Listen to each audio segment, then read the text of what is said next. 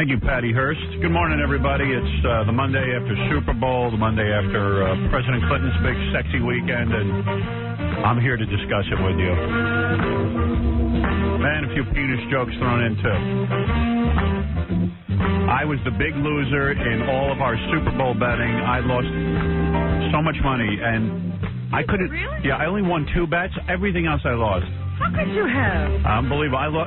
In the first 2 minutes of play, I lost $200 on $50 bets. I lost coin toss. I lost what jersey would score first, odd or even. I lost everything. Wow. I lost everything. I was the biggest loser. How much did you win? I don't know. I have no idea. You didn't go through you didn't hold the sheet of paper in your hand while you played? No, I was afraid to. I thought I was losing everything. I don't know how you did, but... I think you won about 200. Yeah. Really? Oh, I'm never betting again. I was so pissed. It ruined the whole game. You were the big loser? I was, yeah. Gary lost every one of his bets. He just didn't bet as much money as me. Right. I lost $250, but I lost. Man! Well, I bet on Green Bay with points at the half of the whole game. Right. I even lost on the stupid jersey. Me too. I lost everything. How could I have won? I just thought, I picked everything wrong. I knew I was in trouble on coin toss. I knew right from then and there I was going to lose. I wanted to play at that point. Yeah. The only person who called me was Ralph. I was on the phone with him the whole time. Like every 5 minutes he was calling me. Oh, really? Yeah. How did he do that? How am I doing? He knew how he was doing. He didn't have his own sheet. He had his own sheet. Well, he kept asking me who won most and who won, Did you win? I won 275. See, on my chart, it looks like John only won 150. I went through the whole chart. No, I won. Check it. How'd you win 275? I won the whole first page, and then I figured it out a couple times. I had who will score in the last 2 minutes. Of course, I had Green Bay. The Packers scored in every quarter. That's right. I couldn't believe fourth quarter they ended up getting that one stupid touchdown. Of course, an even-numbered jersey scored the first touchdown. You even lost the dumbest bet on the page.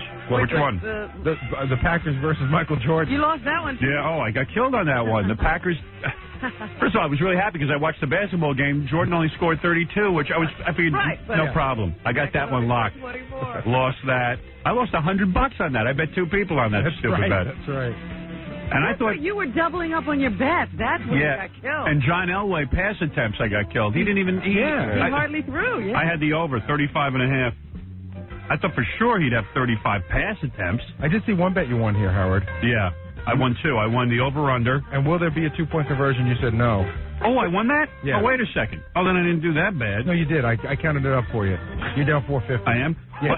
Even 450? Yeah, I lost 450. I was the big loser. Even like Elway's first pass completer incomplete? Yeah. You even lost that. Are you sure I lost 450 and not 400? I'll count it up again, but I'm almost sure. Oh, yeah, maybe you're right, because the Elway pass attempts, I was counting on a win there. That's right. And then, the only other bets I won, who will lose the most money betting? Who? Well, I won that one from you. You thought it was good. No, I didn't win that from you. I didn't bet on that. No, you did. I won that from Ralph. Yeah. Can't believe it. How are we going to pay everybody? You lost the last bet. Yeah, who will win the most? Because John's saying he won the most. John won the most? Yeah. Oh, I lost that? Yeah. Oh, so I had another $25 to you, Bill. Oh. See, that's where the money is. Oh. You won the most? How do we know that? I think because I figured them all out at home. I think so. No, I got to double check it, but I got to say. I won 275, so I can't imagine anybody beat me on that. Robin won. How much did you win, Robin? Jerry said about 200, but I thought... Robin either won 100 or 200, because one of her bets was I think Tom won like 500. Nah. Tom might have won a lot, didn't he? Yeah, Tom beat you. I don't think he beat me. Yeah, he did. He didn't beat me. you better double to beat him, huh? Yeah. I'll double check it along. Oh, man. I got my ass kicked. It's devastating, isn't it? The game is devastating. You could take us like 3 days. I'm never betting again because, you know what, I really was mushing all over the place. The Super Bowl would be a close game. Yeah. And this one. Everyone in the newspaper is saying that they thought that the lizard, the Bud Lizard commercials were so good. I didn't think they were so good. You know what? The first one was good when they killed the frog, but then they just brought them back. Yeah, I don't know. I didn't think it was that good. I didn't like it. Thank God we didn't bet on the commercials. The ferret really threw me. I don't like it. I like the commercial with all the guys Watch a TV in the department store. Did you see that one? You know what? I like the one in the laundromat with that chick. Oh, that was with great. the Doritos. Who did that? What is that an ad for? Doritos? That was great. The one with the flying Doritos, right? Yeah, you see, but I don't even notice what it's for. I'm just like, wow, look at that chick. I actually had somebody. Huh? Yeah. She was like, she reminded me of Val on 90210. I thought you were thinking of that girl from MTV. Oh, the Spanish chick from MTV. Daisy Fuentes? No, Daisy Fuentes. He's never liked Daisy's body. I'm not a chubby chaser. Oh. He always calls Daisy chubby. Daisy's chubby, man. And her breasts aren't that big. That girl was unbelievable. Just unbelievable. In the commercial. I think she was a computer graphic. I don't think she was real. Yeah, that's the way I want it. I don't want real girls anymore. The girl we want can only be created in a computer. I know. Hey, David, you're on the air. Oh, hey, what's up, man? Hey, what's up? Yo, in the house. Yeah, what's up? Nothing but a G thing. Yeah. Nothing but a G thing. Ain't nothing but a G thing. If you say so, man. Yeah, I just want to know how come you guys never gave the Broncos a chance, man? Because nobody did. Nobody told us they could play. The only guy I saw pregame was Greg Gumbel said he thought Denver was going to win, and he was just saying it to bust balls. Oh, man. But I'm telling you. He doesn't know anything about football, man. Either the Green Bay Packers are like the stupidest team on earth, or Denver is invincible. Well, I don't know. What do you mean stupidest? Because they couldn't figure out anything Denver was doing. Well, Green Bay... you have to realize... You got to understand something. Elway and Favre didn't even have good games. Neither one of them. The guy who had the game was that running guy. Davis. Earl Davis. The problem was the defense of Denver had the Green Bay Packers so confused. They never knew what to do. They couldn't protect their quarterback. It was ridiculous. Yeah. That was going to be the difference in the game. Everybody said that the offenses were sort of... I don't care. I lost $450. but everyone said that Denver's defense was inferior. You tell me why I lost $450. But I don't even know who I bet on. I had the stupidest bets. I had, what jersey will score first.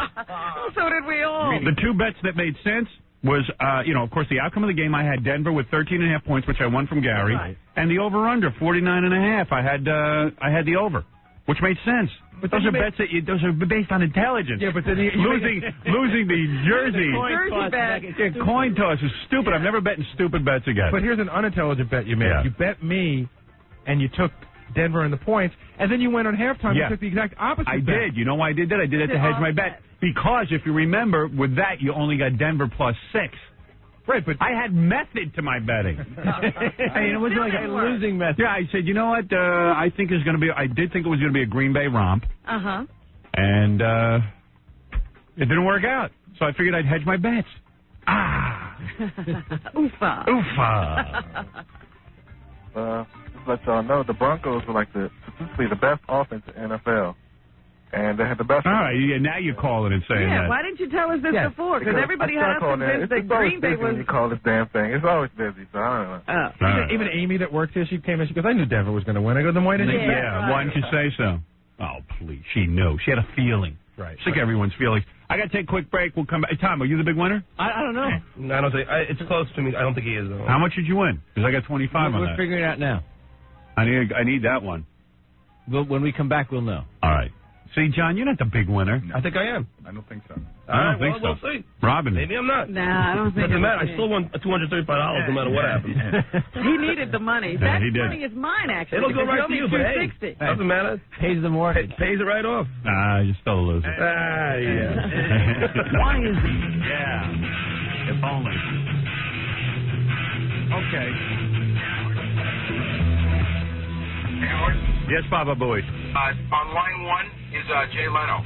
Papa Bowie. Really? Papa Bowie. What's Jay had the best line about Clinton. What did he have? What did he say? One second. Hey, Jay. Yeah. Hey, man. I said you had the best line about Clinton. Jay said, President Clinton is the only man who could cover up an affair with another affair. A sex scandal with another sex scandal. Yeah. I was calling to wish you a happy birthday. What happened this year? Well,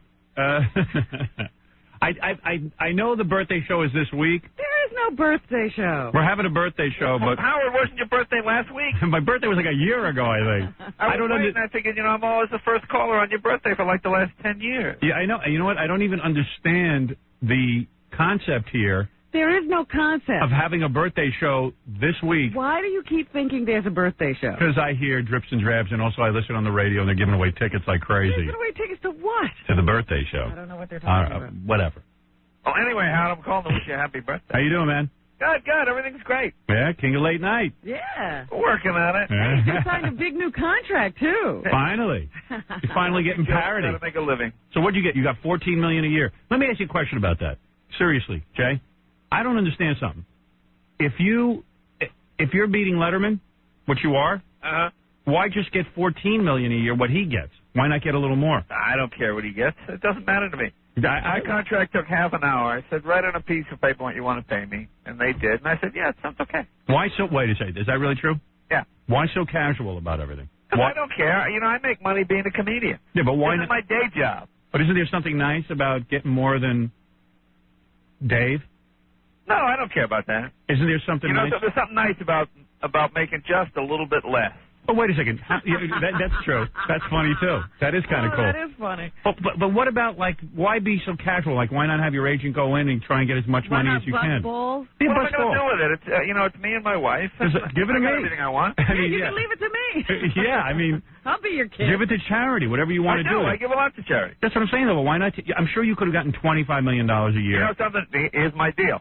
My deal was, I went to those guys when, they're going to fire Jay and replace him with Dave. And I said, look, give me a chance to turn it around. If I can't turn it around, you can throw my ass out of here. If I do okay, just give me a chance. So they gave me a chance. So, that's the way it works. They turned it around. They're very happy. We've been winning for the last 3 years. Yep. So when I go in and negotiate, I go, hey, you guys stuck by me.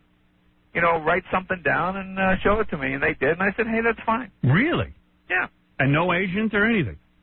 No, I didn't have any agent negotiate. God. Wow. Boy, you are weird. Why? They've got beat on Seinfeld, but boy, are you good to them. All these comics are always talking to me about, Jay, like you're obviously a big topic of conversation among comics because most comics would love to have had your success and all that kind of stuff. So they always talk about you and they go, you know what's with Jay? Jay, like I said, what do you think? I said, do you think Jay cheats on his wife or do you think Jay? So listen to this. Everyone even says to me, Jay's a straight shooter with his wife. This is what all the comics tell me. And they go, it's like Jay isn't even interested in sex. Really? He's more interested in the Tonight Show than he is sex. Oh, stop it. Swear to God. Is that true? I don't know about that.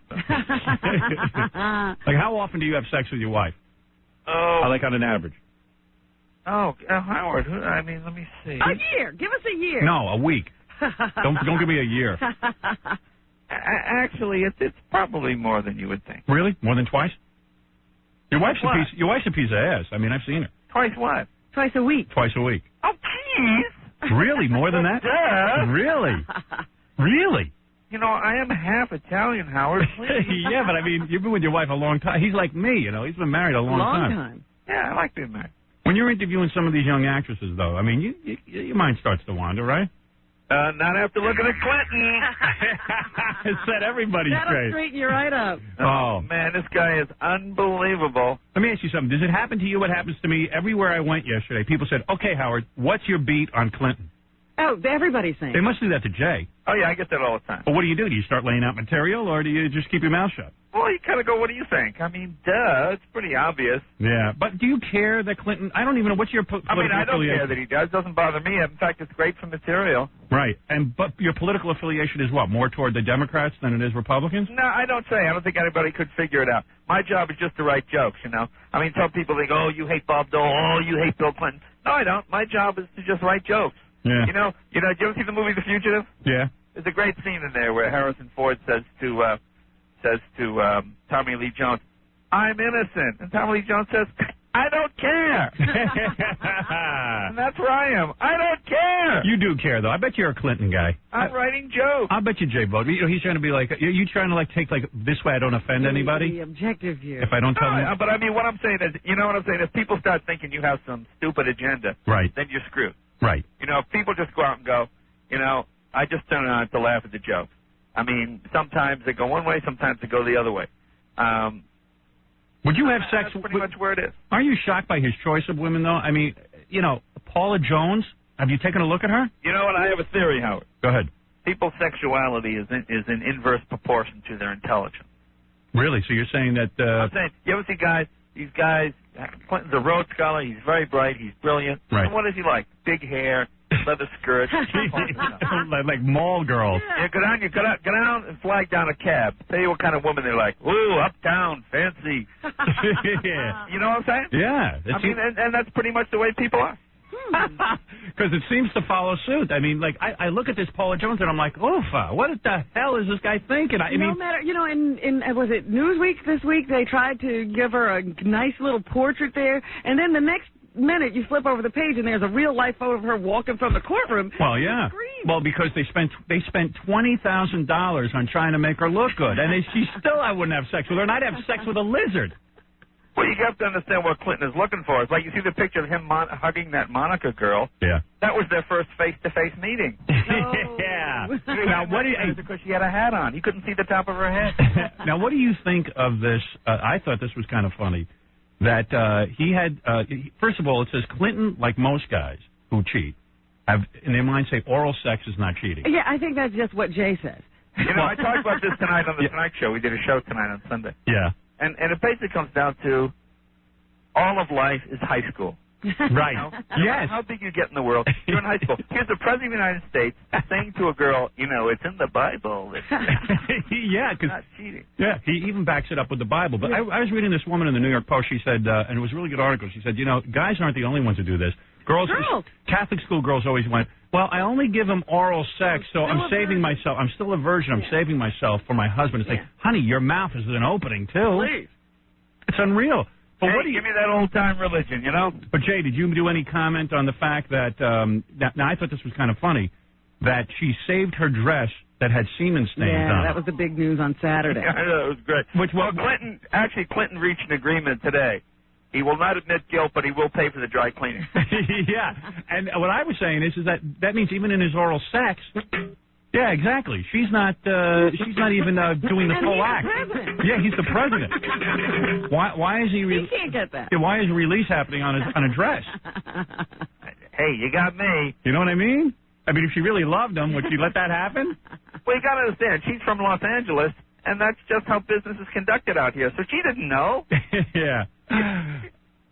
So funny, man.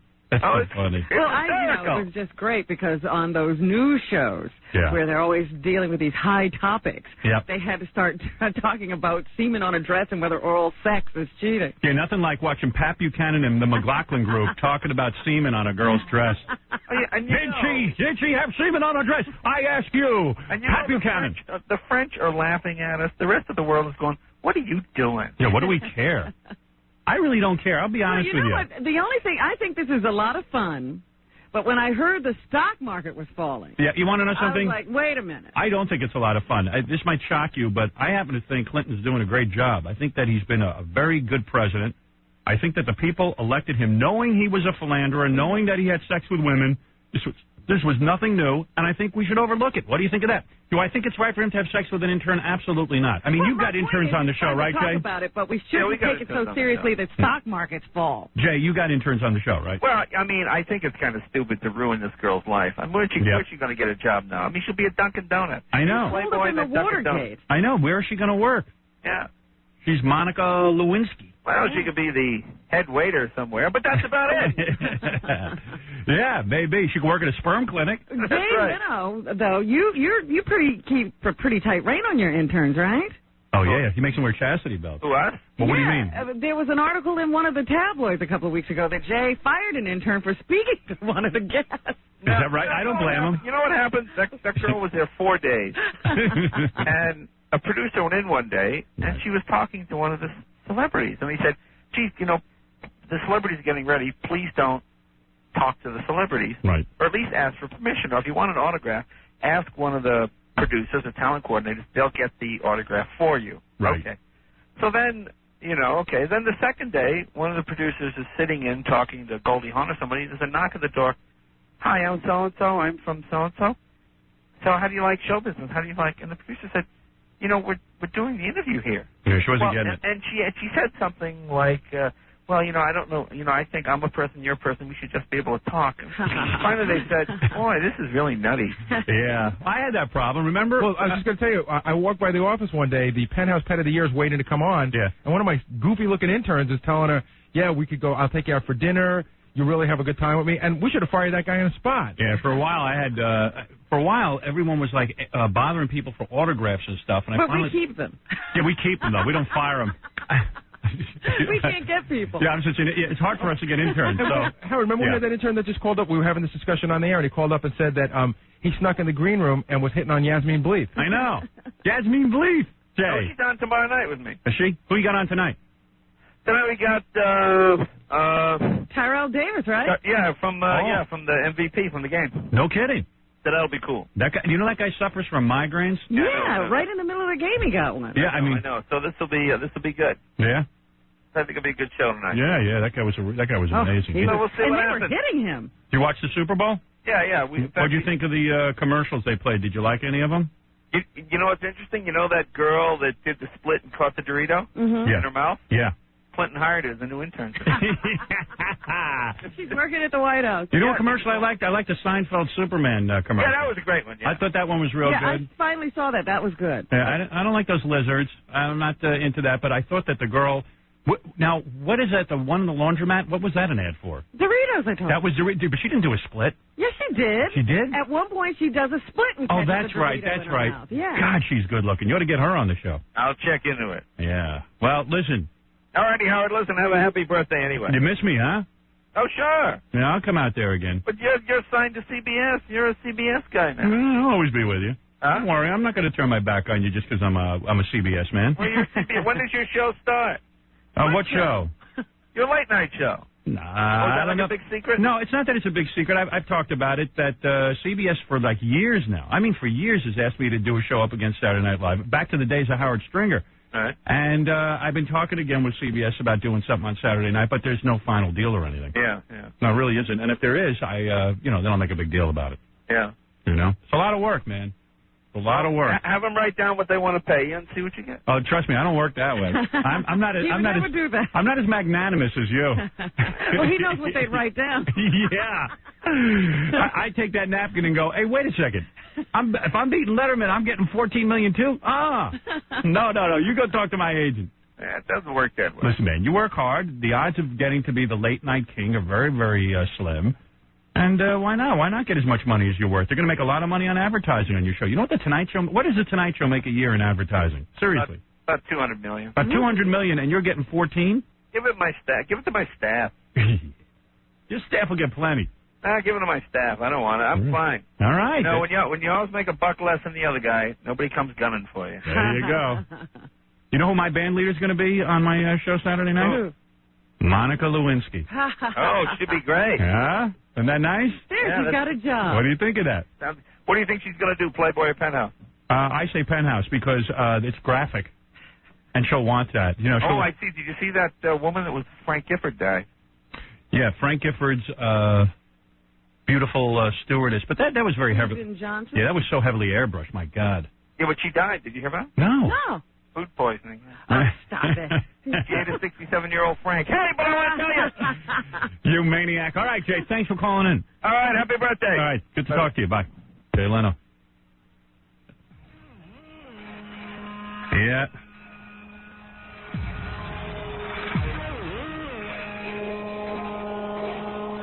I keep thinking about football and Bill Clinton. What else is there to talk about when you think about it, It was so much. I don't care what you say. It is fun reading about, what it was like at the White House. Yeah. After all this stuff starts to come out. Yeah, we got to go through all that. Hillary, she puts a good face on in public, but apparently it's a little bit more tense at home. I was talking to my dad about it yesterday, and he said, I guess they have some sort of relationship where she's aware of everything, but it's a business partnership. No. Not according to what I was reading. Really? She doesn't appreciate this, and it's difficult for her to deal with, and they yell and scream at each other and throw things. And let me tell you something. You know what's weird about this whole thing, and I'm sure you'll agree. Presidents have been doing this in private. We have such a thirsty media now because we have instantaneous broadcasting. And we have tape. Yeah, we have everything. And everyone's a spy now. People spy on the president. They make tapes. You see this woman Trip. Oh, I thought it was Trap. This woman. Well, it's either way, it works. This woman, Trap, she... or she tripped up the president. She sure did. But anyway, we have such a thirst. But, Roosevelt was one of the best presidents we ever had. Can you imagine if it came out during the Roosevelt presidency in the middle of the war and all the nonsense that went on that he helped us with. You imagine if it had come out that he had a mistress and that we had to get rid of him, and that the first lady was doing chicks. That would have been a big sex scandal. We would have had to get rid of him, and that would have been the end of it. And Eleanor was one of the greatest first ladies ever. Nobody's ever beaten her in terms of her service to the country. I know. I happen to think Hillary's one of the best first ladies ever. And what has she done? What has she done? She put up with Clinton. Kept Chelsea out of the media. Also, I mean, there are many people who are fans of John F. Kennedy. I mean, let's face it. He was a good president. Good president, but that guy, he spent 90% of his time with chicks. Marilyn Monroe, no less. So that job couldn't be that hard. Of course not. There's nothing to do. I'm shocked. I thought the leader of the free world would be a lot busier. You think Clinton just gets oral sex from these chicks? He never does intercourse? He's got to do it. Well, don't you think after a while? Remember what Jennifer Flowers said? That Bill Clinton gives... I'm cleaning this up now. This wasn't the way she said it, but she said Bill Clinton gives oral sex to women like a champ. Really? Yeah. That he's that... Robin's thinking about it. Where do I sign up for an internship? Yeah. Anyway, it's what the hell music is this? Who's picking the music now? No, it's like that stuff that we were talking about. That's horrible. I mean, well, there you go. It's horrible. I mean, that's not rock and roll. Not all of it's a winner. Not what I'm talking about. And you were talking about it, maybe, not me. Jim, you're on the air. Howard, my brother, how you doing? All right. Hey, first off, let me congratulate you on kicking Kathy Lee's ass at halftime. Yeah, what happened in the, what is that, the Death Bowl? Yeah, I got tape of that. I'll play that next. MTV ran a Howard Stern versus Kathy Lee death match for Super Bowl halftime. Uh-huh. It was claymation. And you won?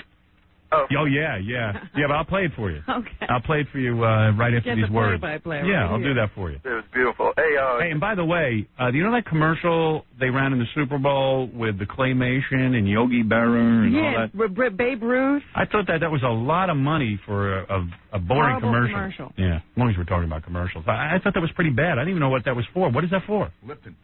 Really? That's right, Brisk. Yeah, I don't remember what the products are even. Hey, but that Reggie Jackson impression, hoody do. Hold on now, Madame Marin. Hold on, babe.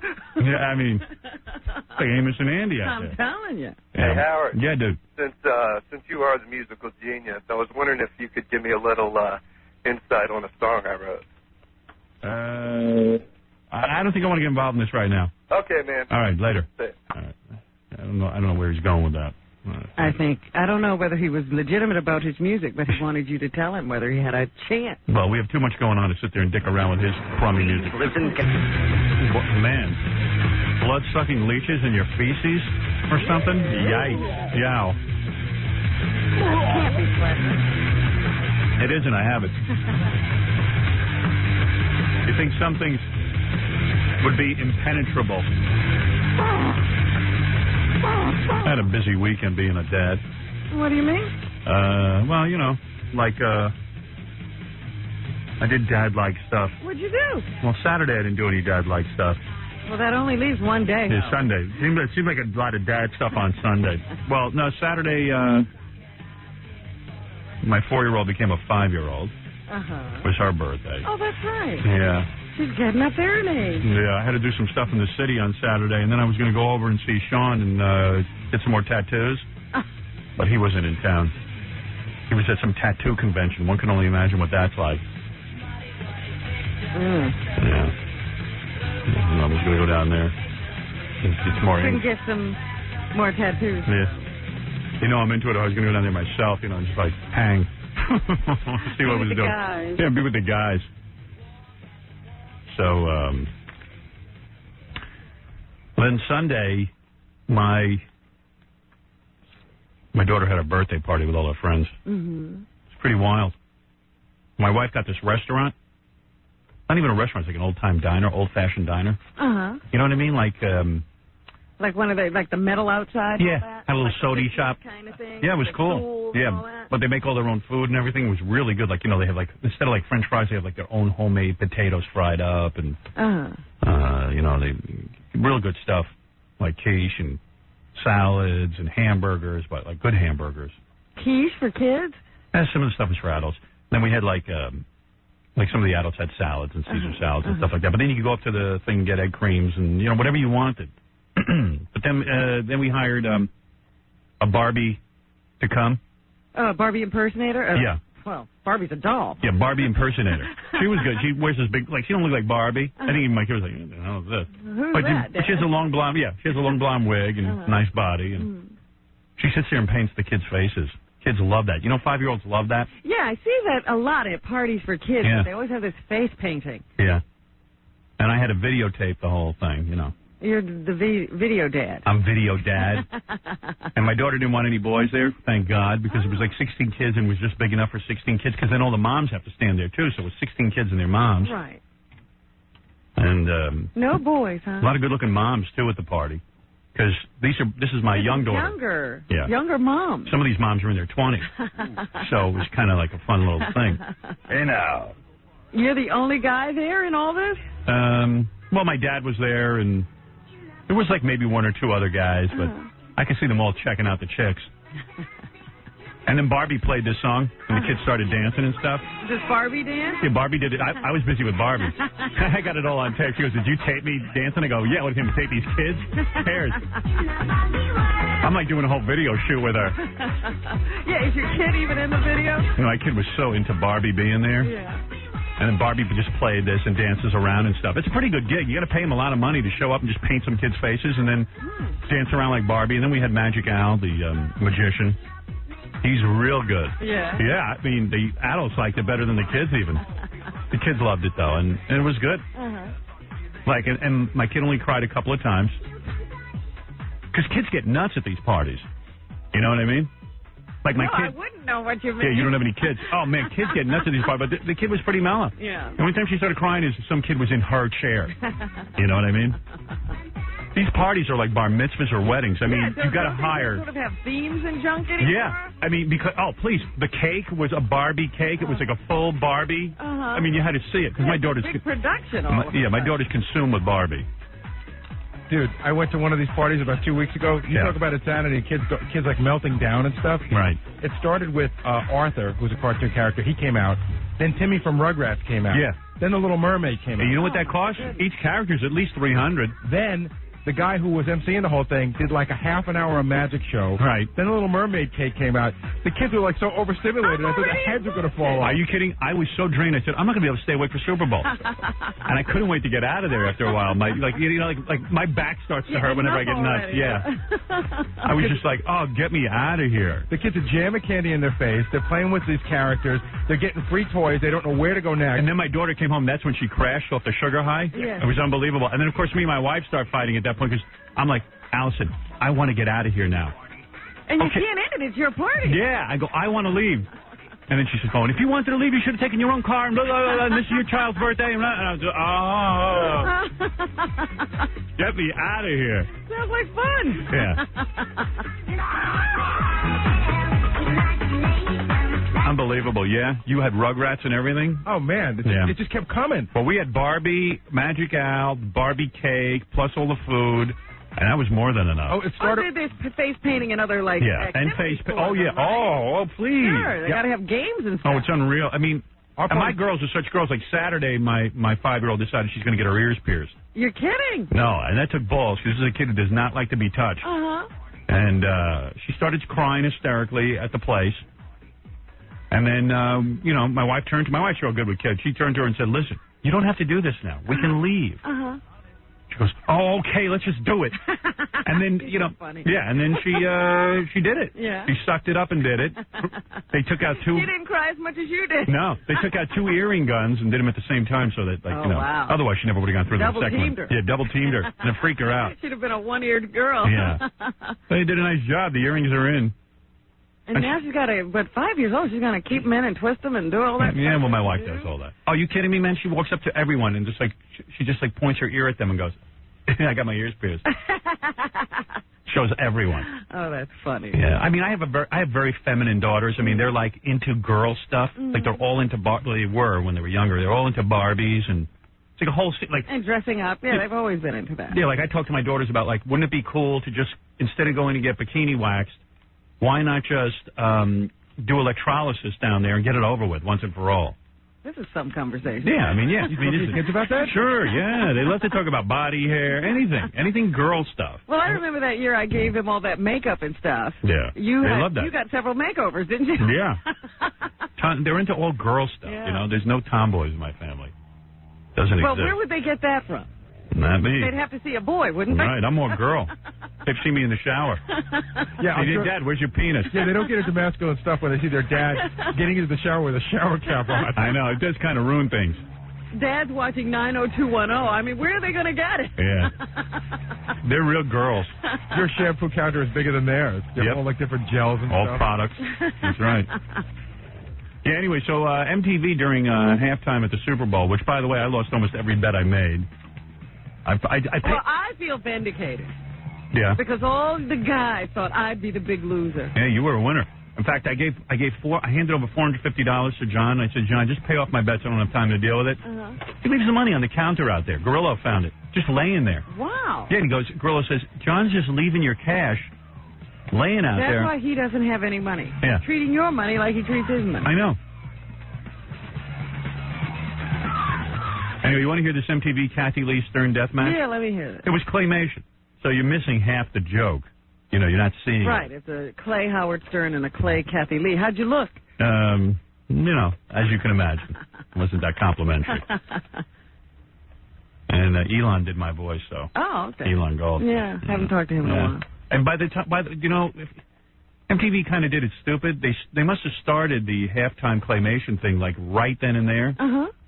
As soon as the game broke. So by the time I tuned over, it was almost over. Oh. My match.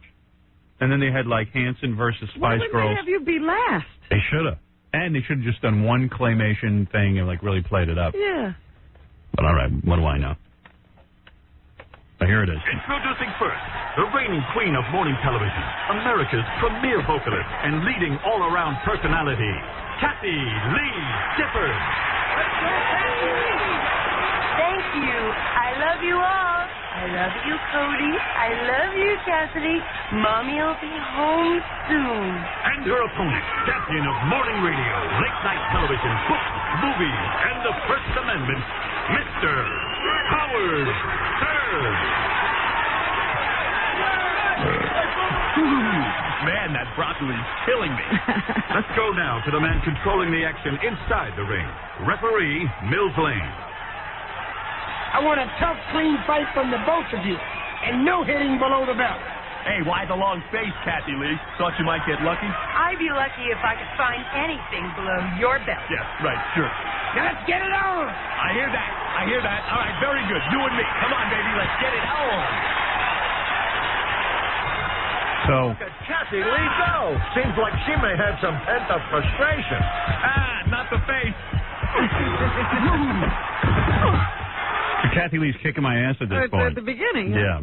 But I get up because she knocks off my glasses and I accidentally smack her in the face with my hand. Hey, Kathy Lee, how about after the fight we go back to my hotel room for a little one-on-one, huh?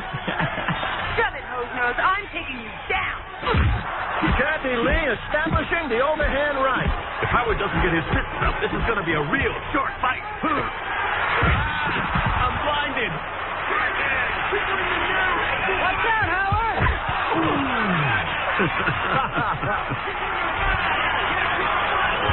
Kathy Lee's kicking my ass now. All right, but I come up with a plan. Watch. Hey, let me go. You're crushing my intestines. I have a very delicate colon. I want you to apologize for all the nasty remarks you made about me and my prank. I don't think so, honey. Apologize, you long-necked bastard, or I'll crack open your friggin' ribcage. Let me tell you something. You're the one who's going to be sorry. She's on top of me, squeezing my ribcage, and I blast a fart, and it blows her out of the ring. Like she just goes flying out of the ring. Lee should have seen that one coming. I am the king, damn it. No one can escape the wrath of my devastating natural aroma. So Kathy Lee crawls back into the ring. Uh-huh. And then I let her have it. Watch. Hang on. It looks like Kathy Lee's down, but not out. Oh, I see you got your second win. All right, very good. Well, here's my second win, woman. Stand by for another blast from my speaker cannon. I this point, Kathy Lee completely melts. Oh. Like she just completely melts. Her eyeballs drip and everything. Oh, no. Yeah. And the winner by way of flatulence is Howard Stern. I am the king of all media, as well as the king of poisonous butt fumes. Can somebody get me a wet nap? Johnny, that was quite a fight. Not a dry eye in the house tonight. Not a dry seat in the house either, Nick. Let's go up to Marv Albert. Thanks, Nick. And Death Bull 98 starts off with a bang. So I defeat Kathy Lee by farting. Yes, you couldn't beat her with your fist. No. And there's this green, noxious fumes coming out of my ass, and she melts down. It's pretty good. Hey, Ilan's on line 1. Hey, Ilan, you're making a whole career out of just doing my voice. No, but you see, that's the point. I try not to. I get offers, like, every day. Like, hey, man, do Howard. And I say, there's no chance that I'm going to make a career out of this. But this was like halftime Super Bowl. So yeah, so it's a big deal. Yeah, this is cool. But you know what I did? Claymation, you don't have to, like, be there in person. Right. Actually, like when I die, Elon can go around just impersonating me. It'll be like a whole Elvis thing. Yeah, it'll be an Elvis thing. But you know what I did? I did your TV voice. See, there's a difference. There's the Howard radio voice, which is like 10 octaves lower, and it's like, what else is in the news, Robin?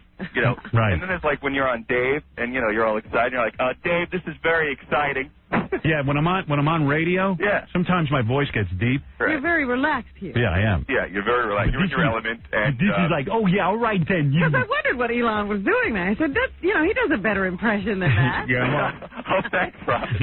Yeah, he could have done a little better. I'll tell you, the girl doing Kathy Lee was way off. Oh, terrible. Well, I didn't even meet her. I was in a studio in L.A. Yeah, I know. Did a phone patch. But I get, like, offers every day, ever since I did, like, I did you on Dana Carvey's show. Yeah. And it's like, no, I'm not making a career out of this. And, you know, I just... Well, what can you get paid for being Howard Stern? I mean, like just doing MTV money. Yeah, but what MTV? Would they pay, like, 100? No, it's literally like $750. Really? Yeah, and I'm a big star now. I got a little sitcom on the WB that's coming out in March. I got to plug. No kidding. Yeah, it's me and Cynthia Geary. It's a Castle Rock show. It's coming out in March. It's a mid-season replacement. Who do you play, Howard Stern? Ironically, I just wear this big wig. Yeah. And I kind of talk like this, and I say, oh, well, what's going on? You know. I bet you the Howard Stern impression ends up in that show. I just somehow think so, you know? There's no doubt about it. I really...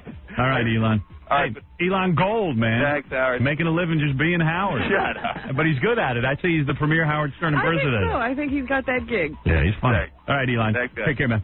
Elon Goldman. He's funny.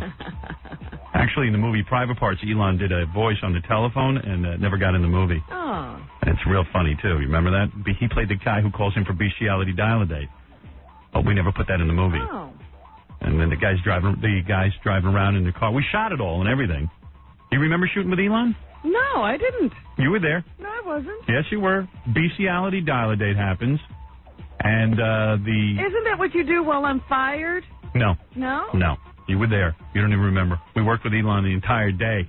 Jeez, I missed it. Except he was in a phone booth. Right, because Elon was in a box the whole day. Yeah, I know. Yeah, I might have got, it's vaguely coming back to me now that I might have gone over and said hello to him because he was in the box. I've seen the footage. The funny scene is just when we made the movie, there was only how much stuff can you put in? Yeah.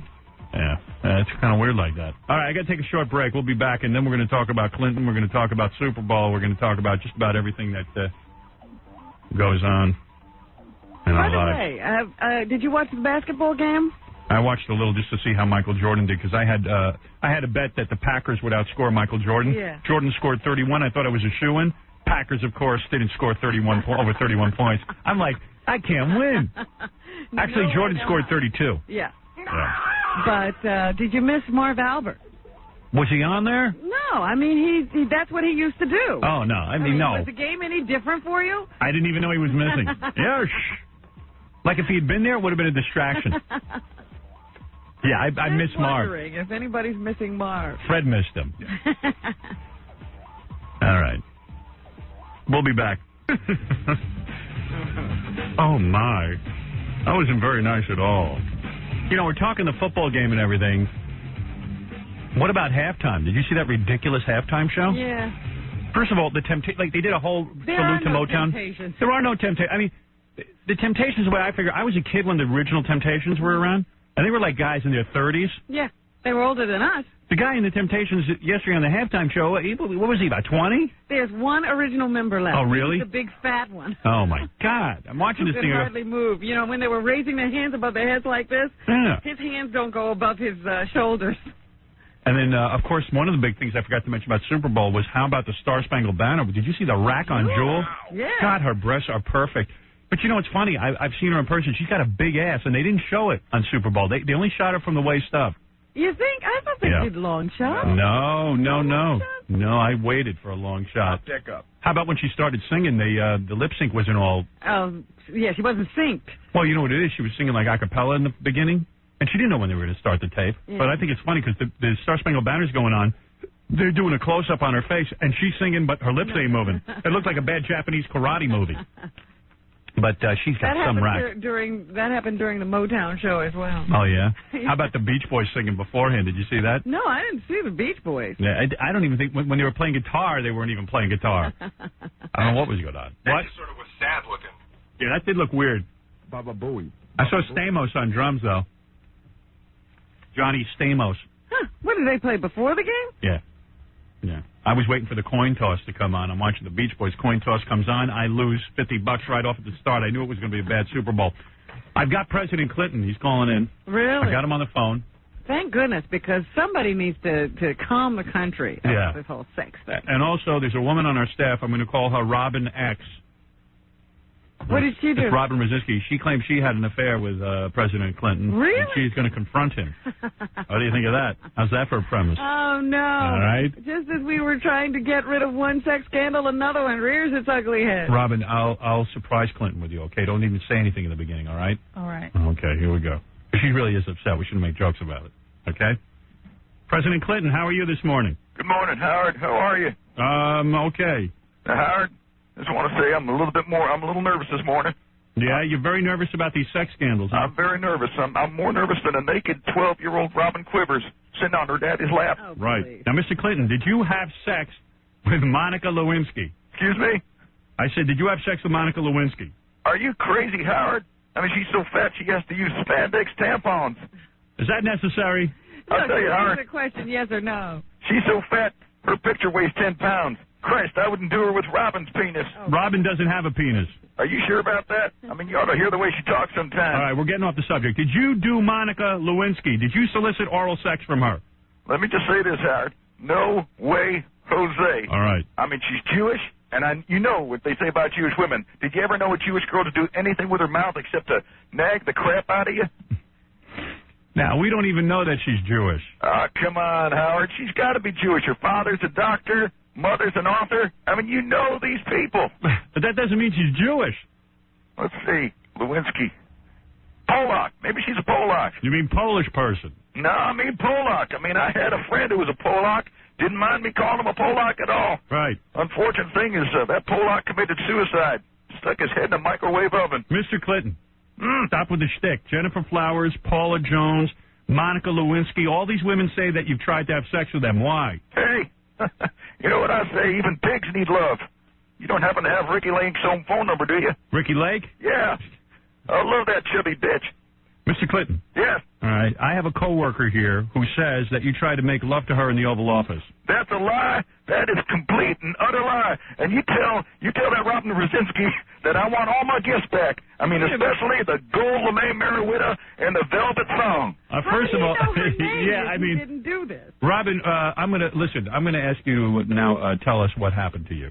Well, I was down in Washington. Lies. She's lying. Continue, Robin. My father got me this internship. Shut up. She's lying to you, Howard. Wait a second. Don't believe a word she's saying. Give her a chance to speak. Tell us your story. Go ahead. Well, I'd walked into the Oval Office, and that's when Mr. Clinton said, "Man, have I got wood," and rubbed up against me. Right there. That's a lie. Caught her a lie right there. Then what happened? Well, then Mr. Clinton invited me into the bathroom. And in the bathroom, he pulled down his pants and said, "Meet Mr. Howdy. He really likes you." And I screamed and ran out.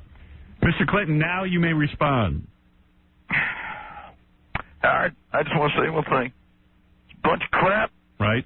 I mean, but what can you expect from a girl like Brzezinski? I mean, she's got that sexy chest, that tight ass, and a mouth that just says violate me. So are you saying that Robin Brzezinski is lying? Absolutely, 100% yes. Did you say to her, I have wood? No. I said, man, my desk is made of wood. Did you push up against her? No. See, that's where she got it wrong again. I pulled her toward the desk so she could admire the fine wood. And how did she end up in the bathroom? Howard, it's simple. See, my toilet was clogged, and I needed someone to unclog it. Did you say, meet Mr. Howdy? No, what I said was, meet Mr. Duty. Mr. Duty is clogging the toilet. Now, this sounds pretty lame to me, Mr. President. He said Mr. Howdy, I swear. That's Howdy Duty. Howdy Duty. I mean, she's confused. All right, look. She's so confused. I mean, I know she's a very nice piece of ass with tremendous jugs, but she's lying. I'll tell you, Howard. All right. Well, I gotta get going because I got things to do. I gotta go wash my balls. Excuse me? Yeah, I gotta go wash my balls. I mean, if I can't get my ass out of this mess, I'll probably be playing golf with OJ. F you, Mr. President. Young lady, I'll see you in court. Wear that dress with the stains on it. All right, there he is, the President of the United States, Bill Clinton and Robin Rosinski. Robin, I'm very sorry about your terrible time. Experience with the President of the United States. I'm not sorry about that dress you're wearing, though. Well, there she goes. There's a woman in demand, Robin Rosinski. Did you have any idea that was going on? No, I had no idea. We had someone right here on our staff who knew about these charges from a first-hand basis. Right. All right, so anyway, football, I was the big loser. I lost $450. I lost every bet I made. And you even lost on who would be the big loser. Didn't I tell you that was a stupid bet? Yeah, every one of my bets was stupid. I told you not to take that. I lost coin toss. I lost, listen to this. Listen to what I bet on. I bet on every stupid thing. All right, the only bet I won was I had Denver with 13.5 points. I won that. That was the only saving grace. I won the over-under. I said that combined, Green Bay and Denver would score more than 49.5 points. Yeah. I had a bet. Who will score in the last 2 minutes? I had Denver. Excuse me. I had Green Bay. I had Denver. Yeah, you won that. I said no way the Packers would score in every quarter, and believe it or not, they managed to. Even though they lost, they scored in every quarter. I missed that one, too. Yeah. Here's the dumbest bet I made.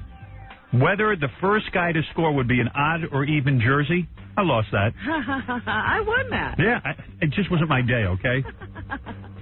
Then I had the Packers over-under. I said the Packers would score more than 31.5 points. I lost that. I had the over. I said that I lost this one, first to score. I said that Green Bay would be the first to score. They were the first. Oh, no, excuse me. I had Denver. Yeah, figures. I wanted to take Green Bay. Nobody would. And the coin toss, I lost that. Coin toss, I lost. I had a 50-50 chance there. I won coin toss. John Elway passing attempts. John Elway passed under 35 passes. I had that he'd pass more than that. Of course he didn't. Everybody thought he'd be airborne. Yeah, there was a whole running game, yeah. He barely broke, I think he had 22 attempts. 22. I can't believe it. Then I thought of shoo-in. I had Packers versus Michael Jordan. Michael Jordan scored 32 points. I watched the game. I said, the Packers are going to romp. I got that one easy. Packers, of course, only scored, 24 points. I picked Michael Jordan. I did 24? Well on that. Yeah. 24, yeah. Then, of course, I had the halftime. I figured I'd hedge my bet. At halftime, I had Green Bay. And it was a push, right? It was Denver plus 6. So Denver got 6 points, so I lost. What were they at halftime? I think it was tied. Yeah. Yeah, but it was Denver plus 6. Oh. So you didn't deserve to win. You don't even understand these bets. But because it was a tie, I thought it was a push. Here's a bet I had plus 6. Oh, so add 6 to Denver. Oh. Yeah. Then, this was a bet I thought I'd win. I said no team will score 3 straight points. I figured if anyone could do it, it was Green Bay. Denver does it. Right in the beginning of the game, they scored 3 straight times. Remember, they first had a touchdown. That's right. Then they had the interception and another touchdown, then I think a field goal. 3 straight times. Here's one I won. I beat you on this. Where there'll be a 2-point conversion. I said no, you said yes. Yeah, there almost was one. There was? What part of the game were you? No, you know what? There was almost a touchback or an interception in the end zone. You mean? No, somebody almost got sacked on a punt in the end zone. I thought. Then Oh, this one killed me. This is how I lost $200 in the first 2 minutes. Oh. I lost the coin toss and all that stuff. I lost the jersey, odd even. You lost the first score. Elway's first pass. Ralph said it would be complete. I said it would be incomplete. I lost $50 there. And the first pass, it was an incomplete on every pass after that, the whole first quarter. But he did connect on the first one. Yeah, it was a little tiny flip of the ball, but it was a pass. And here's one I won also. Who will lose the most money betting? Because Ralph said Robin would, and I said you wouldn't. So I won $25 there. There, I see. I got you some money. Yeah. And then I lost. Who will win the most? Forget it. John actually won the most money. He beat me only by a little bit, though, because I won $200. I got wiped out. God. Unreal. It just pisses me off when I lose because I can't enjoy the game. I was watching. I had a bet with Tom. I took Green Bay, and he took Denver. So that was all that was running through my mind. I kept looking for those 2 touchdowns that never came. Figure. And the way those Denver guys were fired up every time they sacked Brett Favre, and, were tackling people, I said, there's no way they're going to lose. They just had that energy. Oh, listen to you. You could tell. I could always see the momentum right at the beginning of the game. I thought Brett Favre, he did a great job, came out and scored right away. Favre. Huh? Not Farvey. I didn't say Farvey. You did. I did. I hate when you start talking about what an expert you are in football. Really, Robin, can that? This was the only game I watched all year. But you could just see. Yeah, and you knew everything. Denver was fired up. All right. Listen, I can't argue with you. You won more money than I did. I lost. Donna, you're on the air. Hi, Howard. Good morning. Good morning. Don't you know there's this guy in Playgirl magazine who has 2 penises? Yeah, I saw that. Yeah, and then he's like, his ultimate menage a trois will be with, like, Whitney Houston and Madonna. This woman's probably from Playgirl or something. Wait a minute. There's a guy, you got a picture? No, I've seen this guy before. This guy is an old guy who's into mutilation, scarification, body piercing, and tattooing. Girl thinks he has 2 penises. He doesn't have 2 penises. He took his regular penis and actually mutilated himself. Oh, gee. I saw your movie Private Parts. What a show. Thank you. Why would Playgirl put a picture of a... I was going to say, only for gay men. No, it's fine. You're right. I don't know any women who... Like, women, for some reason, don't need to look at naked guys. Some women do. Some really horny, slutty whores. But other than that, they don't need to. They like to. They like to. And men need it. Because someone sent me over this Playgirl with the guy, and the guy split his penis in half. I had seen him many, many times before. And this guy, he's a sicko. Yeah. Yeah, definitely. Howard, we were supposed to have him on. Yeah. And Playgirl wanted to fly him up and everything. He wanted Playgirl to pay him $10,000 to appear on our show. Yeah, who cares? Quite frankly, it's a visual thing. Who's going to see it on the radio? You know what I mean? Who needs him? We just covered it. I don't know exactly how he splits his penis, like what was the process, but, it really is vile. But my point is, it didn't work, could it? Girls don't even like looking at a guy's regular penis, let alone a mutilated one. But it couldn't work. The whole idea is you want to see somebody who works, who would be into doing you. I claims it works. No way. He was aroused. In the magazine? Looked that way to me. Huh. I better take a look at this. Yeah. It's a small picture. Not even like a feature on him. Every guy in there, though, is huge and hairless. They look like chicks with penises. And they're all posing in a shower. Yeah, I got to admit, they're good-looking guys. Pisses me off. Yeah, Vinny, go ahead. Yeah, Howard. Yeah. How you doing? All right. Is this Howard? Yeah. You remember this is Vinny? Yeah, hey, Vinny. Vinny the retard. Yeah, but I'm not a retard. Who? You remember this guy? Yeah, Vinny the retard. Yeah, sure. I know him. Yeah, but I'm not a retard, and I don't like being called a retard. Then why call us? He calls you this every time. Hey, Vinny. Hey, Gary, get Vinny's number. I got an idea for him. Call Gary? Now, hold on. Yes? You like my voice? Yeah. You can use it. Vinny, what? If you're not retarded, then what are you? I told you I got cerebral palsy. All right, hold on. I got an idea for you. Okay. All right. I have an idea of how that guy could be used.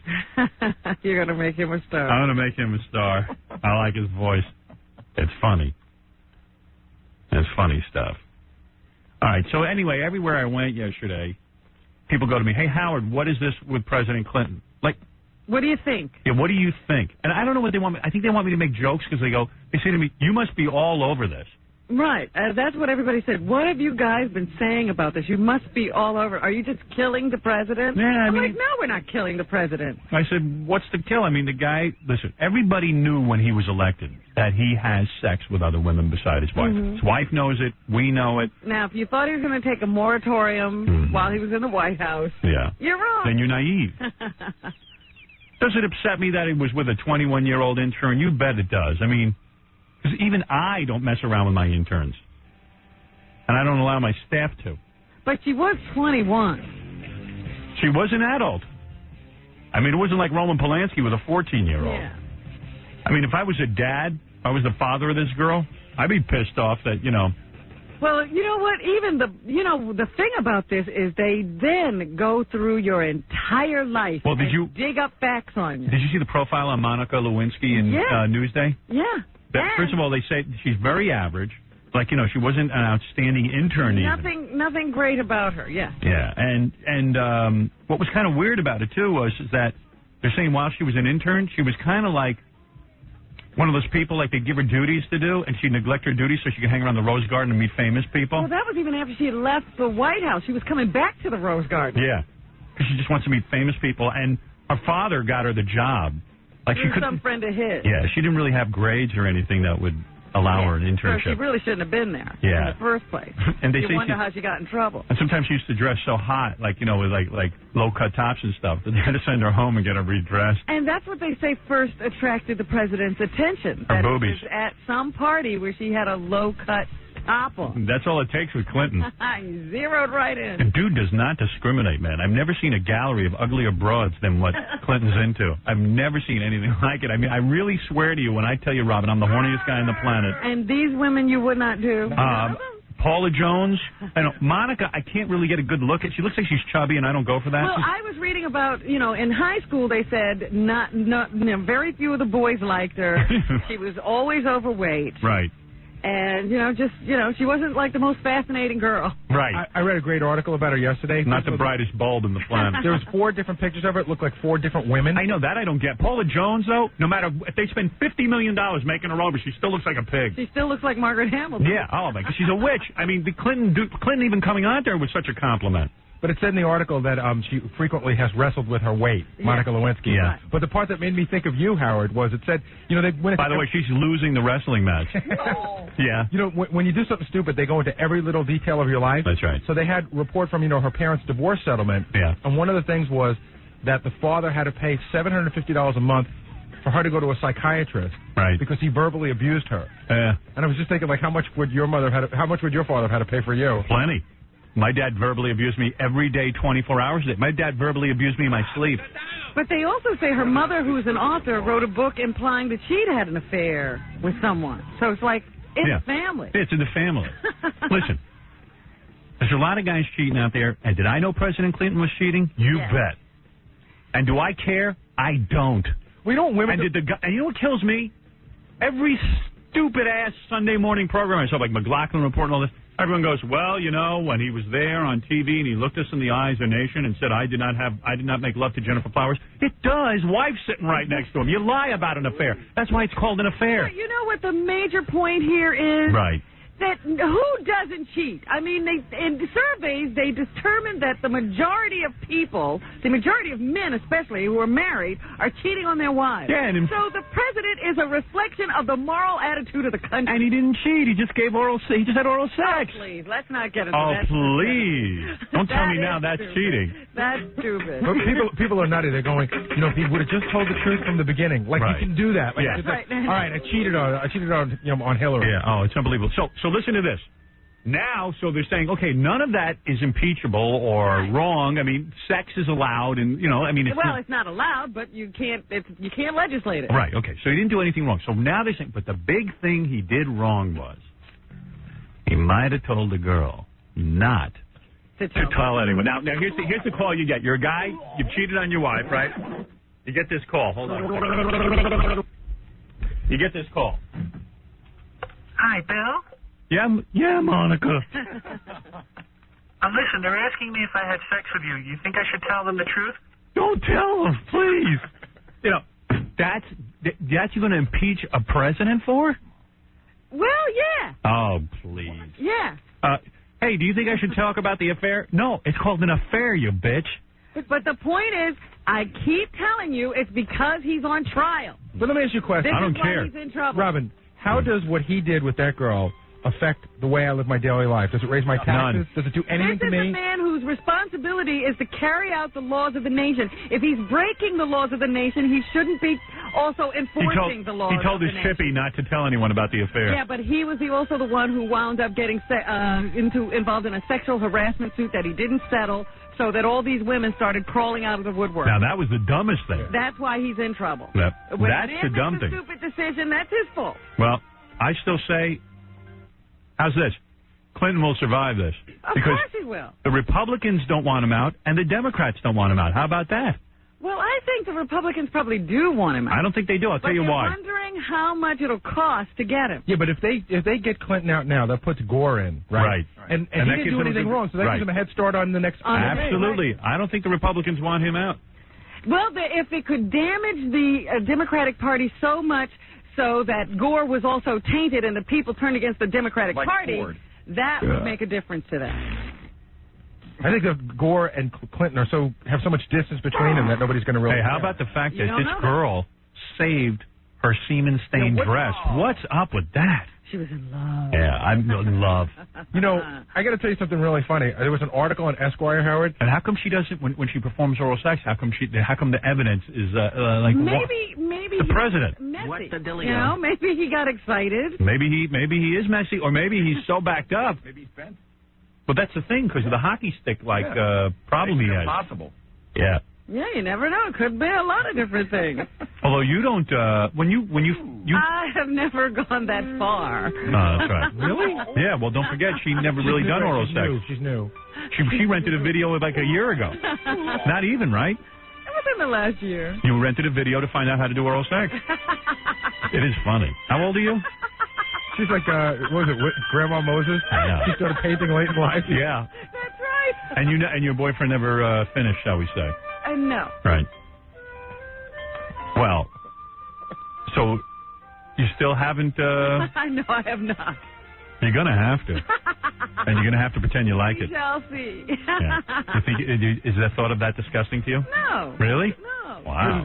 Good girl. Here's what's going to happen. We're going to be in a commercial break, and Robert's going to walk in. Oh, I will never tell you. Attention, everybody. I did it. I did it, and it's horrible. I'll never tell you. I'll never tell you, because you're all too immature. It was horrible. Now, you'll tell us, because we're like your big brothers, and we take care of you. And we want to know what you're up to. You will tell us. But what is the story where she not only saves the dress, and how about the FBI going in and confiscating the goddamn dress? Yeah, they took the dress. They took the dress. Yeah, why would she? I mean, she didn't send it to the cleaners or anything? No, she decided, hey, I want it as a souvenir. A souvenir. You think it's a souvenir, or do you think she's setting them up? I think it was a souvenir. Or in the back of her mind, she always wanted proof that she was with the president. She got the president's DNA all over her dress. Yeah, she didn't get an autograph. She got the DNA. She got something better. But don't you think it's really weird how some girl who grew up in California, who's really not even that bright, gets into the White House and now she can bring down the whole country just because she had sex with a guy? What happens when you let not too bright people near the president? Yeah. I thought interns at the White House would be like from Harvard and Brown. And if she wanted to keep it a secret, this is a girl who wanted to be discovered. She would never have confided in this woman Trapp.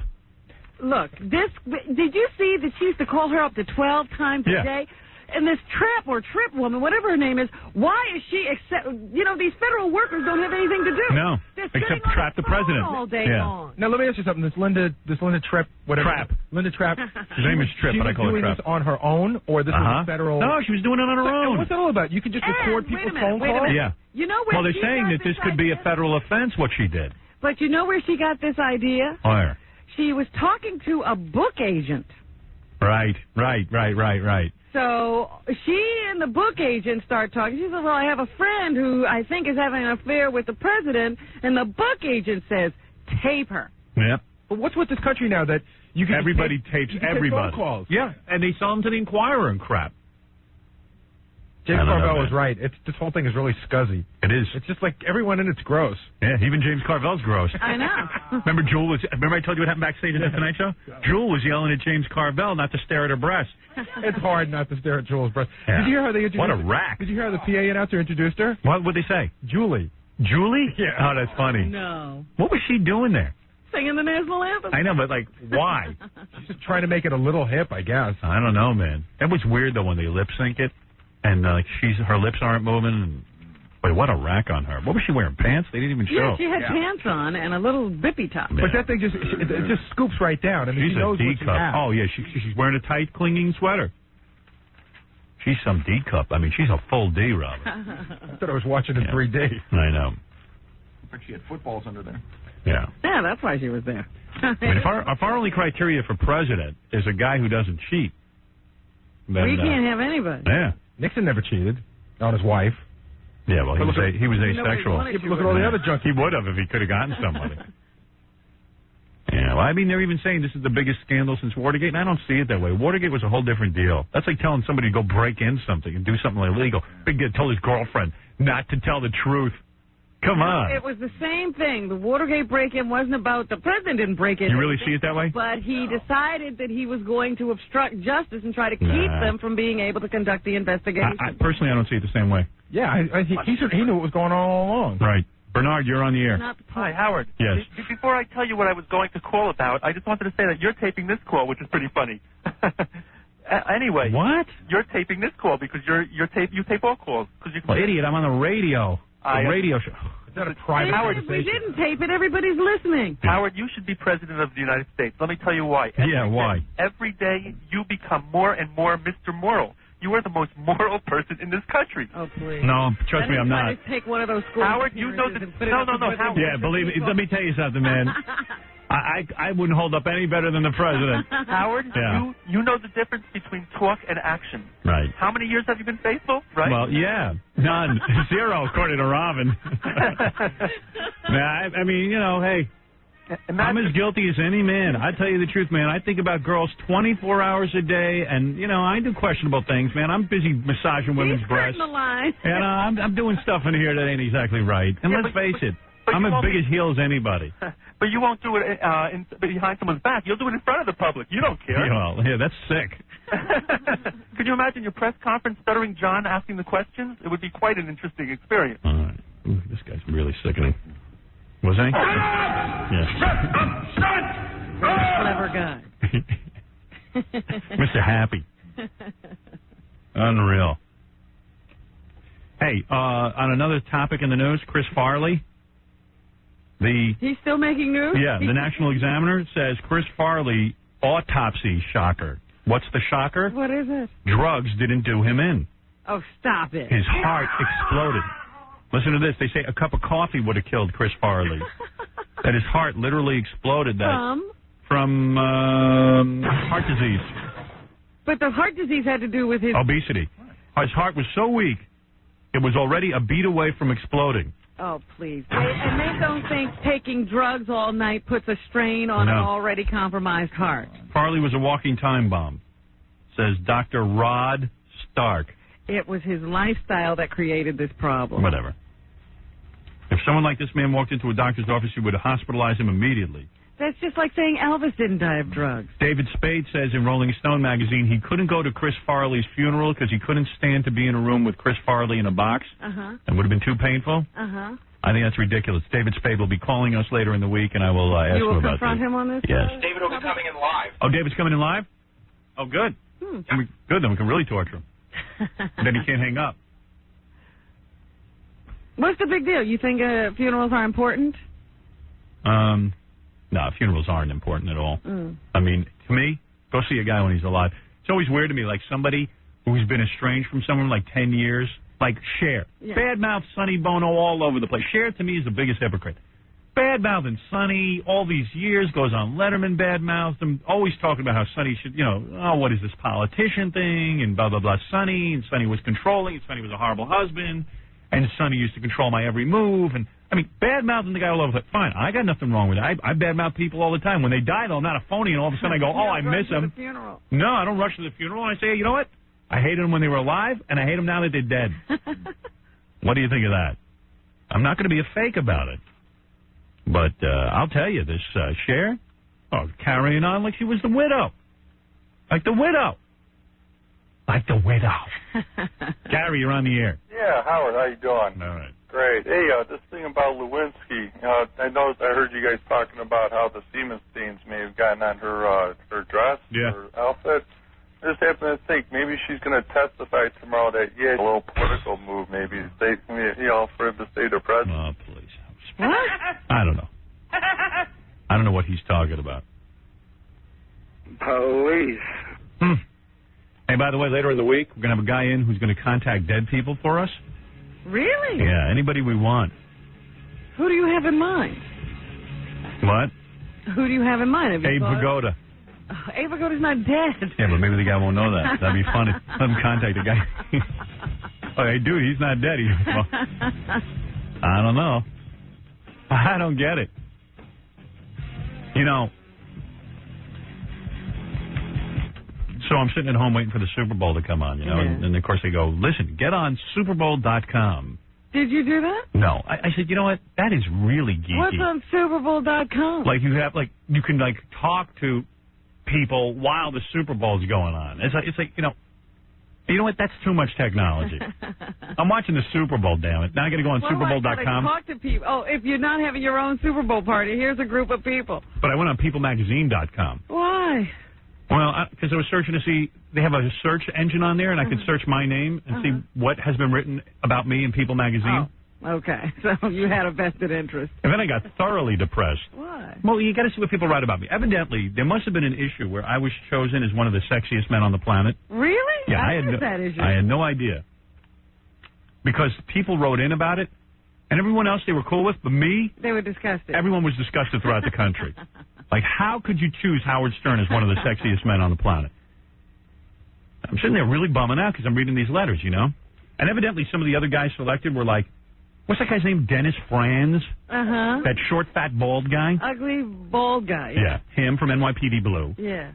David Bowie. Have you seen him recently? All right. Sean Connery, who you think is... Sean's getting a little long in the tooth. And like someone like that guy Arkin, what's his name? Alan Arkin? Not Alan Arkin, but his son, Adam Arkin. Yeah, something like that. So then people start writing in, right? The only one they complain about is me. Why are all the men you love either bald, balding, or old? They go. And Howard Stern, I don't call him human, let alone attractive in any way, shape, or form. Like, you know, one of these wouldn't have been bad, but every hate letter was about me. Like, here's another letter, right? Yes, yes, yes, you guys are right. Bowie, Franz, Arkin, Sean Connery, they're all number one. You know, and I'm like, yeah, where's my name? And then this one goes, Chris Rock, Howard Stern, I could care less what they look like. Their attitude turns me off. Thank God at least Chris Rock got knocked. in with you. Yeah, like that wasn't so embarrassing. I figured, well, okay, that'll be it. Then you keep going. You had three great choices out of the whole bloody lot. At least they didn't, you know, the Hector Elizondo, Morgan Freeman, and David Bowie. All right. Then I go, well, thank God at least they didn't badmouth me. Then you go, well, I could go along with your choices, bland as they are, until the last three. Steve Buscemi, Albert Brooks, and Howard Stern. None of these three rate anywhere near attractive to either me or anyone I have ever asked. They did a survey. Yeah. She took this magazine around and said, do you think Howard Stern is sexy? And no one agreed. And this woman writes in, I think David Duchovny should have been on your list. Okay. This one goes, Brendan Fraser. He has looks. He has personality. I think he should have been on the list.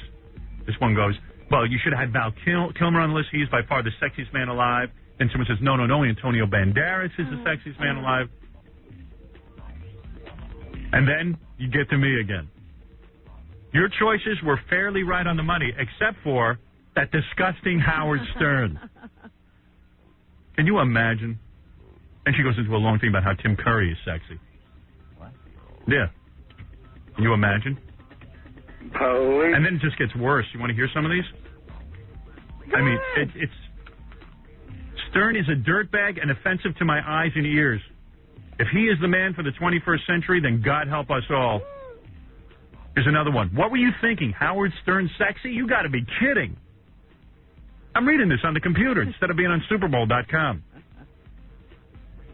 Dear People magazine, I think you did a great job right up to, but not including, the last. Howard Stern? Well, everyone's entitled to their own opinions. It's unbelievable. I mean, it just goes on and on. I agree with all but one. Howard Stern, yuck.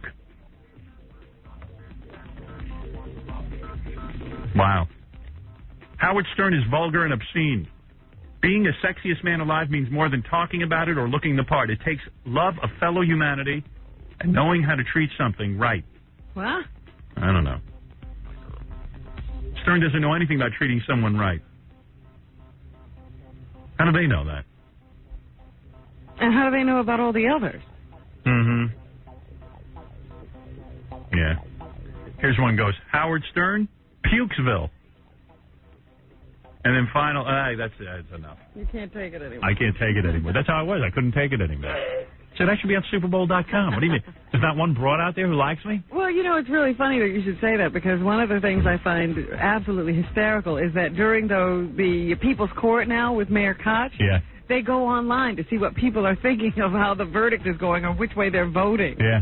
I said, what are people doing out there? Yeah, how do you have that much time to even go find a website and then start voting? Yeah. Yeah, it's a little disturbing to me, too. I think Mayor Koch is right. Hey, I'm going to take an intelligence citizenship test with Gorillo next, see who does better. See which one of you should be kicked out of the country? Yeah. Dick Clark's calling in, too. He's got that... American Music Award. Yeah, he's promoting that. You know, I think he's finally starting to look old. You think so? Yeah. You going to tell him that today? Yeah. It's about time. You know, everyone always goes, man, he looks great. He don't look great anymore. Yeah, America's oldest teenager. Yeah, he ain't no teenager He's anymore. now an adult. Yeah, he finally hit the wall. I like it. Might be time for the facelift. You think he's had any work?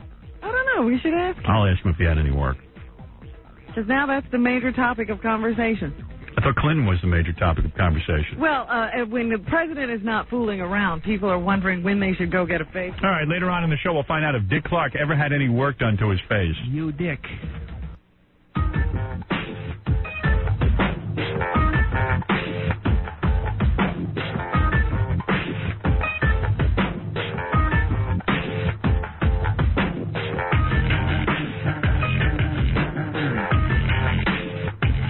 I love this song. Whoever thought David Bowie would come up with a good song? Trent Reznor helped him, though. That's cheating. Well, certainly Bowie had something to do with it. That's true. I mean, he's certainly done it before. Yeah, and Trent Reznor's helped other people and hasn't worked out so good. Bowie's cool, man. I'm afraid of America. I'm afraid of Americans. What is that deal, though, where, you know, you sell yourself on the stock market? Oh, yeah, Bowie's doing that. What you do is, you just can't sell yourself on the stock market. It's a little more complicated than that. David Bowie has a song catalog worth millions and millions and millions of dollars. I mean, Bowie had hit after hit after hit. And he valued his song catalog at something like, I don't want to, the figure like 40 or 50 million comes to mind, or maybe 200 million. It could be anywhere in between. And I guess he said, wait a second. This is big business. My song catalog's big business. So what I'll do is I'll list myself on the exchange, and you're, in essence, buying a company that has a $200 million asset. And then how will you make money? Well, I don't know. Well, I guess you make money if the stock goes up. In other words, like if you own the Beatles catalog with a bunch of other people, if you bought stock in that, I bet you the company would make money. Yes, but, you know, I know where they're using Beatles songs. Where are they using Bowie songs? I mean, are we talking royalties here? Yeah, publishing, royalties. I never understood. Like, Michael Jackson bought the Beatles catalog, and I don't see the Beatles music in all that many commercials and stuff. But it's used in movies, and I guess it's still played on the radio. Yeah. All that stuff. Yeah, so I guess whatever Bowie's catalog is, it's worth a fortune. So he said, hey, man, I'll list myself as a public company. So I guess he was already making a lot of money on his catalog. That's right. And what he did was basically raise more money off of his name and catalog. What with? You know, because I know when a company goes on the stock market, they're getting the money to expand the company. It's the accumulation of wealth, maybe. It's not even to do anything with it. Unless he's into publishing or unless he has some sort of business enterprise. But why not just... But why would other people... See, the question is why other people bought it. Because it's a company that makes money and they believe in the company. Same reason you buy CBS stock. But they're not... I mean, well, yes, they are. This is it. That asset will continue to go up in value. I guess. I don't know. I don't get it. I do. Well, that's not really, though. I'm just making myself like an expert. I could probably be totally wrong. I kind of... Because I don't see how the value of it gets you any money. The value of it gets you money because if the company continues to make money, the stock gets... People get more confidence in it, and the stock goes up. Oh, give me a break. Well, what do you think it is with any company? Why does CBS go up? Profits. They're making money. So the guy's song catalog makes tons of money. What don't you get? But CBS can expand. They have stations, networks. Right. There's some place for them to go. They might go down. Bowie's catalog's always going to go up. How do you know that? But where's it going? Could go out. It's a viable product. It's a library. It's like like movie studios put out old movies. Wait a second. This part's really good. Listen. Same as buying old movies, that's right. Wait. And then the people who bought that stock, they now got this song in the catalog. I can understand having stock in a record company. Same thing. Publishing. But it's going to grow up. Talented American. You don't know what this company does. That's what And then when Bowie sells that asset, you get paid off. And you don't have to create any new product or anything. Right. That's what I'm saying. I don't see how it's going to grow. It doesn't have to. It doesn't have to grow. It is going to grow. The value's there, and the value will go up. It's like Ted Turner buying all those old movies. Right. Yeah, why would you do that? He could sell them. Well, so could Bowie. Other artists record the songs like they put together these tribute records and commercials. God is an American. I would like to see their hey, you know what? Go home. Report. Go home and think about it. I'm telling you, you'll come to a conclusion. I would like to see their annual report. I'm watching MTV. Oh, speaking of favorite songs, the other song that I'm totally obsessing on beside this one is the Metallica song where, what's her name, Buffy Springfield? No. Buffy? You're talking about that, what's her name? What's her name? What's the woman's name? She's Marianne Faithfull. Marianne Faithfull's on the new Metallica thing. So I had Scott make a loop of that part of the song. And I just play it over and over again. I don't even need the rest of the song. This is a woman. Da da da da da da da. I played this all weekend. You know what you should do? While I went on the People magazine website and bummed out. Where is that original hit songs you had?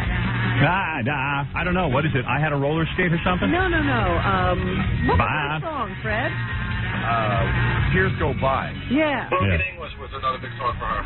No, that was an old one where her voice was already gone. I'm talking about when she was a young girl. And she had this sweet soprano voice. I think she had smoked a couple of packs of cigarettes here. I think she drank Razor.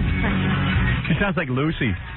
like Lucille Ball from I Love Lucy had a really nice voice when she was a young woman. Then when she got old, she sounded like this. Nice continuous loop, Scott, by the way. It's supposed to be seamless. Da da da da da la la la la la la la. Metallica really is good. I was trying to explain to my kids this weekend why Metallica is good.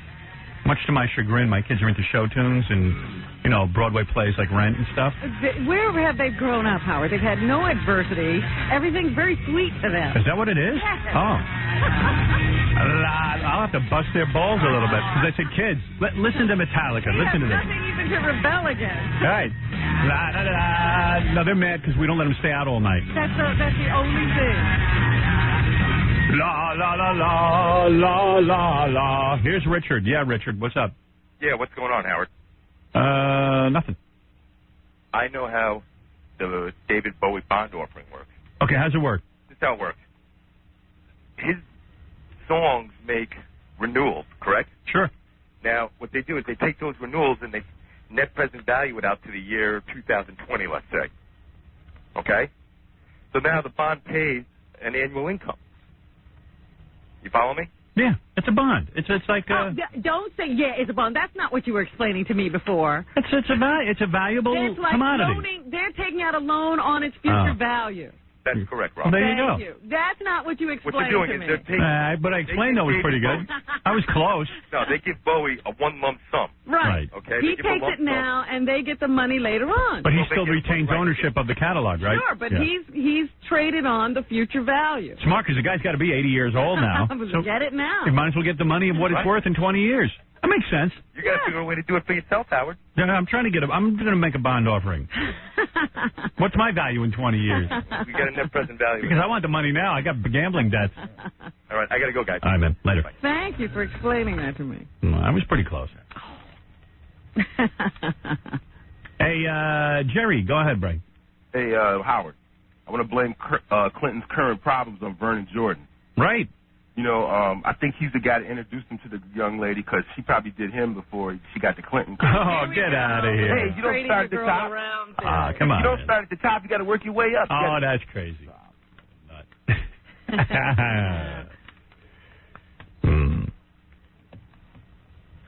Kit, go ahead. Yeah, hey, you know, your friend Mancow flopped pretty big time here in Vegas. Oh, he'll flop everywhere. He sucks. I always said, when you're an imitator, you can't succeed against me. I guess. Yeah, we know. Yeah, I'm sure he's keeping that a big secret. All right, thanks, man. No, you too, man. Yeah. I bet you don't hear him talking about that on his show. All these guys who imitate me. Who was I? We're talking to some new markets about, going on the radio there. Mm-hmm. And these guys are going, man, these guys imitate every show of yours. I go, yeah. So it'll probably take us a year to win or 2 years. To let people know that we do this stuff for real in its original form. Do you remember the movie Private Parts? Yes, I do remember that movie. Starring Howard Stern and Robin Quivers. Well, the kielbasa queen who swallowed the 14-inch sausage is here right now. She wants to introduce us to a new friend of hers. Listen to this. She met a girl named Deep Throat Dallas. Yeah, and she was impressed with her. Yeah, and Deep Throat Dallas actually does what kielbasa queen does, except with giant balloons. Balloons? Balloons. You mean those long? Long balloons, yeah. Wow. I want to see it. I thought kielbasa queen was getting out of this business. And he keeps sucking her back in. Here comes kielbasa queen. Let's say hello to her. She was, look at the kielbasa queen, all decked out. And there is... Oh, she's already pumping up her balloon. Deep Throat Dallas. All right. Hey, girls, I'm always up for a little fun and excitement. The Clinton girls, yeah. Either of you girls ever been with the President of the United States, Bill Clinton? Howard, I would kiss and tell. You know? If you were with Clinton, you wouldn't tell? Yeah. I bet you Clinton would love kielbasa queen. I bet he would. Oh, it sounds like he would. Here's some trivia you don't know about our movie Private Parts. Did you know that kielbasa queen... All right, I'll give you a quiz. How many takes, and you were sitting there, how many takes did it take for kielbasa queen to complete that scene? Where? How many? You weren't there? You weren't there for that scene? No. All right, take a guess. How many times did she have to repeat with different kielbasa? How many kielbasa did they buy? Oh, don't give her the answer. Give me the answer. She's a rocket. Like we have anything to talk to her about. I'm trying to drag out your segment, honey. She gives her the answer. Was that right? Was it 6 times? No, much more than that. Really? Yeah. How many kielbasa did you go through that day? How many? Take a guess. I would say, since it's more than 6. I know the guy who bought the kielbasa, so that's how I know. A dozen? Nope. More or less? By the way, that noise in the background is Deep Throat Dallas pumping up balloons. Right, yeah. More than 12. She stays in shape. More than 12 kielbasa. 12. How about 15? Keep going. 24. 24 kielbasa. Wow. How did you, all day long? Yeah. Been doing And that? talk about when you shot that scene, Kielbasa Queen. Wasn't it the salt from the kielbasa? You almost choked on it? No, I don't think so. You told me you were having a hard time. No. You told me that your throat was getting salty, and what was I talking to a different person? What are you talking about? I don't remember it. No, maybe it didn't have enough whipped cream on the top. You don't remember the salts from the kielbasa? You said. Oh yeah, they had to wipe them off real good. Yeah. Because your throat was starting to get parched. You know, one of the guys told me that it was 67 takes that they counted. Might have been 67 takes, but you only used 24 kielbasa. Oh, okay. All right, that's what you went for, 24 kielbasa. Wow. This is wacky, man. Yeah, really wacky. I thought for a while there she was going straight. What happened? Yeah, I thought you were going to quit the kielbasa business. No. No? No. What happened? You know, I got a lot of friends that were asking about. Are you guys high? No. No, really? Bye. Are you guys bi? Are you guys lovers? Yeah. Oh, you are? Oh, I didn't know that. Wait a minute, because I remember, didn't she get married and the guy wanted her out of the business or something? Yeah. You're not married anymore, though, right? No. Yeah. Oh, married him like a rock. You dropped him. Do you know it took 12 hours to shoot that scene?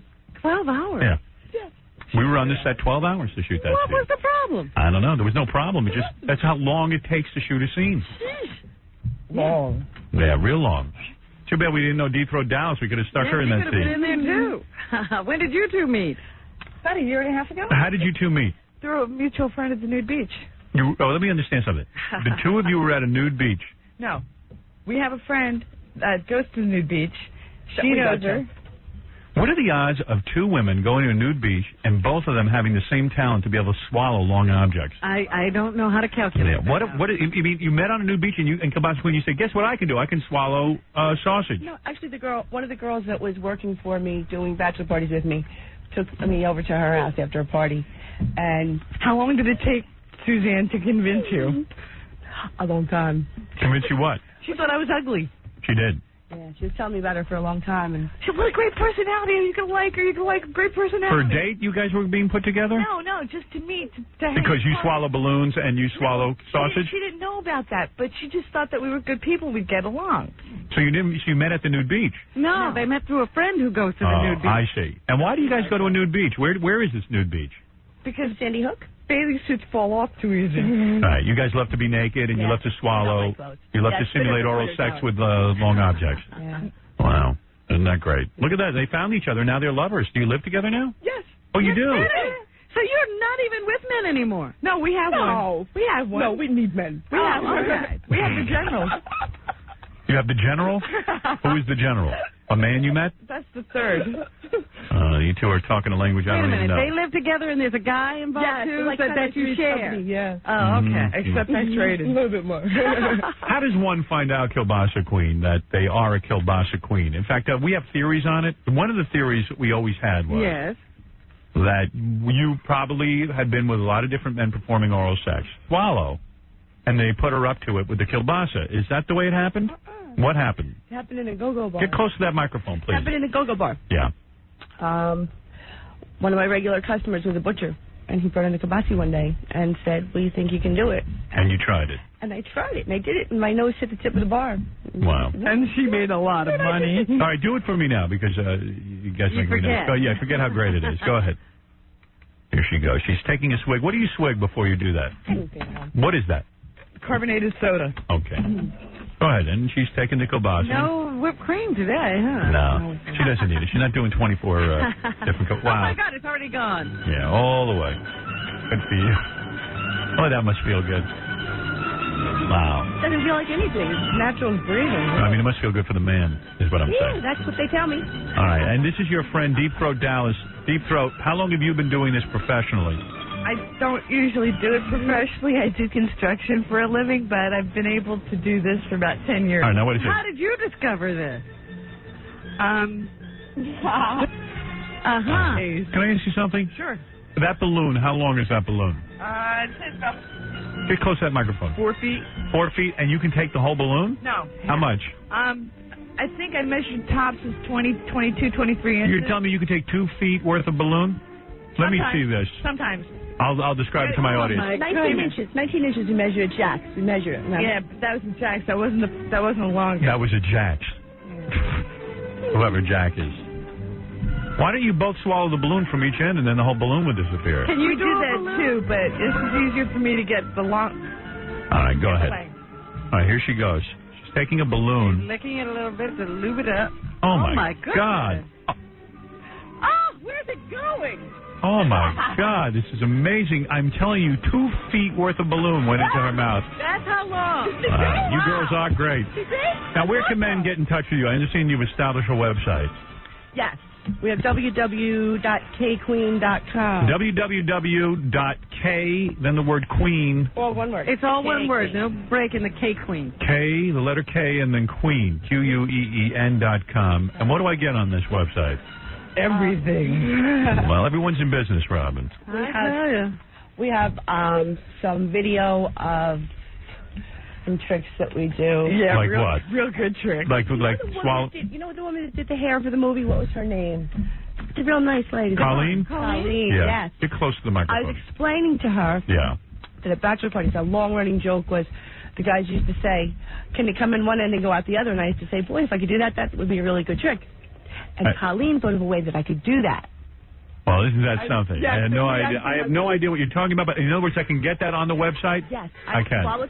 Yeah, it's okay. I understand. Yeah. Plus, we have another one that we worked at together. Yeah. Okay, that I hold a hot dog in a particular part of my body, and I can shoot it into her mouth. Wow. Yes. And I can get that on your website? Yes. Yeah, what, I have to pay something, and then you send that to me? About the price of the greeting card. Wow. Well, certainly that's better than a greeting card, Robin. I never understood the concept. You never liked greeting cards. I hate greeting cards. That's like a 30-day membership. Just How did you girls spend Super Bowl? Did you perform at any parties? What, are you kidding? We watched the game. You did? Hey, Robin, I was really impressed with your knowledge of football. Oh, thank you very much. Really awesome. Nice shirts you girls are wearing, too. Thank you. Yeah, very nice. All right, www.k, the letter K, Queen, QUEEN.com will get you in touch with Kielbasa Queen and her new girlfriend, Deep Throat Dallas. Dallas Deep Throat. Dallas Deep Throat. And there it is. Well, congratulations, girls. Howard, is this a real doll? That is the real doll. You can touch her. Go ahead. Can we play with her? You can go play with her, and I'll do this. I say the best moment last week on our show was when we had that Playboy Playmate in. Which? Oh, the 18-year-old. Yeah, I thought she was great. Julia Schultz. She's really good looking. And I turned to her and I said, how many feet in a yard? No. Oh, but close. No. How many feet? 16. No. 16? No. Go the opposite direction. Crap. 9. Go a little lower. 6. Go, keep going down. 5. No. 4. No. 3. There you go. Bingo. Bingo. That was a good moment. Hey, here's something I said I'd play again, since we're talking about sports and everything today, Super Bowl and all that. Gary Garver, who is our guy out in Los Angeles in KLSX, we sent him out to interview various football players at some function. And remember that guy Yancey Thigpen and Herschel Walker? Yes, I remember them now from there. Yeah. I don't remember them from football. Here's their interviews. Gary Garver first met a guy named Yancey Thigpen. I think he plays for Pittsburgh. Not even sure, but here's his interview. Hey, Yancey, can I ask a couple questions for CBS Radio? Was you participating in a charity golf tournament if OJ was participating? Without a doubt. He's a great player. I admire the guy. And I never got a chance to meet him. I would love to meet him. If blacks disappeared, would the quality of sports decline? No, because there'd be whites competing against whites. So there would be some superstars out there, so I can't really say. Coolio. Why are there so many Jews in the music business? I have no idea. I'm not on to music. I don't really know exactly what goes on in the music business. I really don't know nothing about it. Hey, we got any tape of, what was that guy yesterday, the hero of the Super Bowl? Terrell Davis? Did you hear him being interviewed? Yes. You got any tape on him? Mm-hmm. Man, let's get that in here. Okay. He's mutilating the English language.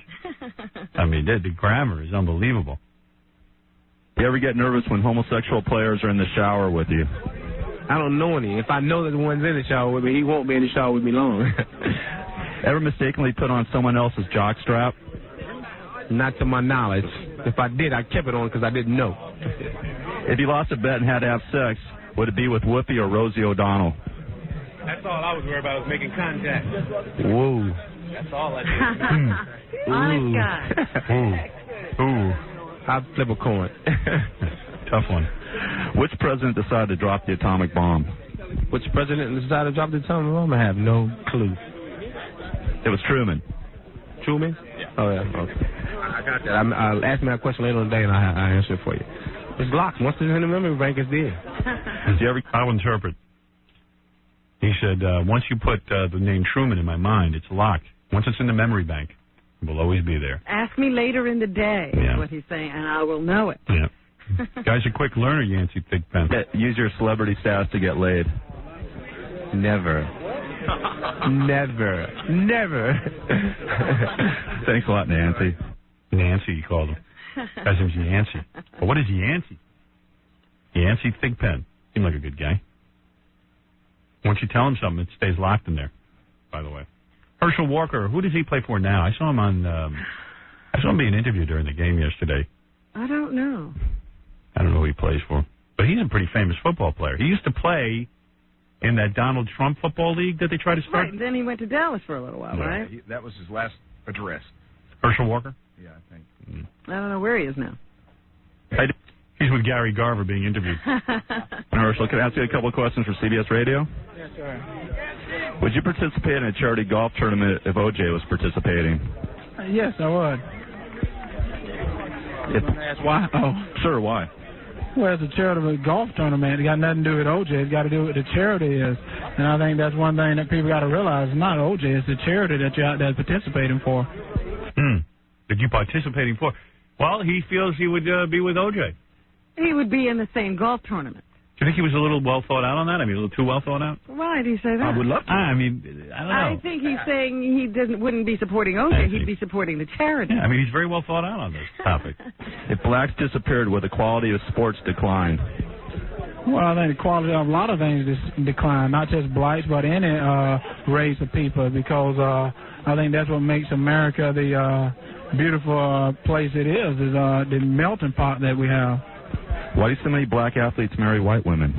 Probably because they love them. Wonder if he's married to a white woman. I don't know. Anybody know? No. Have you ever peed in the team jacuzzi? No, I try not to do that. I think that's disgusting. Now that she's... That's something really funny, and then you can really get me off guard. Now that she's free, would you like to move in on Roseanne? No, I can't, because I have a wife and married for 15 years, and I don't think Roseanne will take me because my wife is happy with me.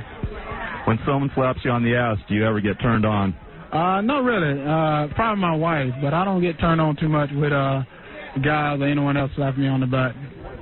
Do you approve of the child molester Roland Polanski's return to Hollywood? Well, I don't think I approve of any child molester. I don't know whether you call him that, but I don't approve of anyone that abuses kids. I think we must help to raise all the kids rather than abusing them. Right on. Where the you haven't stumped me yet, huh? What do you say? We haven't stumped him yet? Haven't stumped me yet. Never say that to Gary Garver. The first 10 amendments to the Constitution called. The first 10 amendments? There's no first 10 amendments, are there? Yeah, the first 10 amendments to the Constitution. You want to say the first 10 amendments, what are they called? You got me there. What is it called? Bill of Rights. Bill of Rights. Thanks a lot, Herschel. You're working now. We stumped him. Stumped him on that.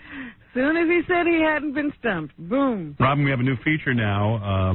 We want to thank our sponsor, Fidelity Diamond, for sponsoring the Ski Report. Hi, reporting from Aspen, Colorado. Here's the ski report. It's trees 2, celebrities nothing. Trees 2, celebrities nothing, Robin. And there's the Ski Report brought to you by Fidelity Diamond. Very nice. A little shticklach early in the morning. Okay, so I'm watching MTV, and there's a guy on there. I don't know if it's any relation. His name is Mike Kasem. Oh, really? And he does a countdown show? No. Could it be Casey Kasem's kid? Did he have, like, Casey's voice or anything? No. He didn't even have the voice. He's just kind of like a muscular kid, which led me to believe, and he looks kind of Arabic. Oh. Like maybe from Casey's first marriage. Yeah. Because his kids from the current marriage wouldn't be that old. Yeah, and he's got Casey's, like, flat-top hairdo. Oh, yeah? Yeah, except he's kind of muscular, which leads me to believe it is Casey's kid, because he's probably a Hollywood kid who grew up with a lot of money, and he can run around working out all day. Yeah, spent all day in the gym. Yeah. He's on MTV. I don't know. It was late at night, so I don't know. It was really weird. I went, what do you mean? His son's going to have a countdown show? I never he considered inherited the ability to count backwards. Yeah. You know? It was too odd. If anybody knows the answer to that, if that's Casey Kasem's Mike son. Kasem? Yeah, I really need to know the answer. That's amazing. You know, there's something else that cropped up in the reports about Bill Clinton this weekend, too, that we forgot to mention. Now everyone has to deny that they have any kind of a sexual relationship with the president. And one of the people to do that was Eleanor Mondale. Oh, you're kidding? No. She had to deny it? She had to deny that she had a sexual relationship with the president. She said they're just friends. Right. Now any woman who ever met him has to deny it. I was going to say, I have not had a relationship with the president. Well, why wouldn't Clinton go after a good-looking woman like Eleanor Mondale? How do you know he didn't? Oh, maybe she rejected him? I don't know. I mean, but like... But, you know, she's a good political girl. She's not going to rat him out. Right. Good for her. Well, if she says she didn't, she didn't. I prefer to think that he only goes out with girls who, like, hang out at malls. I see. Who have big hair. Who are disturbed and have big hair. That's it. I'll never understand the Paula Jones thing. I mean, that had to be the biggest compliment in her life. I can't imagine any guy coming onto that wave. He wasn't in prison at any time. No. Maybe he was in prison and then he had to get her. Because at least it was a female. That's right. She was the first woman he saw after being in prison. $20,000 on a makeover and I still wouldn't touch her. And there's Monica Lewinsky. I mean, every picture she gets fatter and fatter. Hoofa. And isn't that one picture they keep showing of her very disturbing? Oh, the one where she's hugging the president? Yes. Oh, yeah. You know, she's got a very thick eyebrow. Yeah. Like Baba Bowie. Yeah, she got a unibrow going on. Yeah. I guess who's on the phone? The Dick Master General. Who's that? Oh, Dick Clark. Dick Clark. I'll ask him the question we were thinking about before. All right. Go ahead. You've got the nerve. Is this the Dick Master General? You Dick. Already I'm in trouble. What was the question you thought of before? All right, here's the deal. You know how Good morning, Dick. How are you, Dick? I think about these things for days ahead of time, wondering what unearthly thing is he going to throw at me now? No. Here's the deal. You know how everyone's always saying, like, you're America's oldest teenager because you look so good and everything? Right. I was saying to Robin this morning, like, I think you're finally looking your age. Yeah, well, I'm not quite his age. Not your age. Well, how old are you anyway? 68. All right, 68. He doesn't look 68. No, but he's looking He doesn't older. look like a teenager. Yeah. Like, for a while, it was really disturbing because, like, when you were 50, you looked like you were 12. When I was 40, I really looked good. Yeah, I mean, the guy looks good. And for 68, you look good.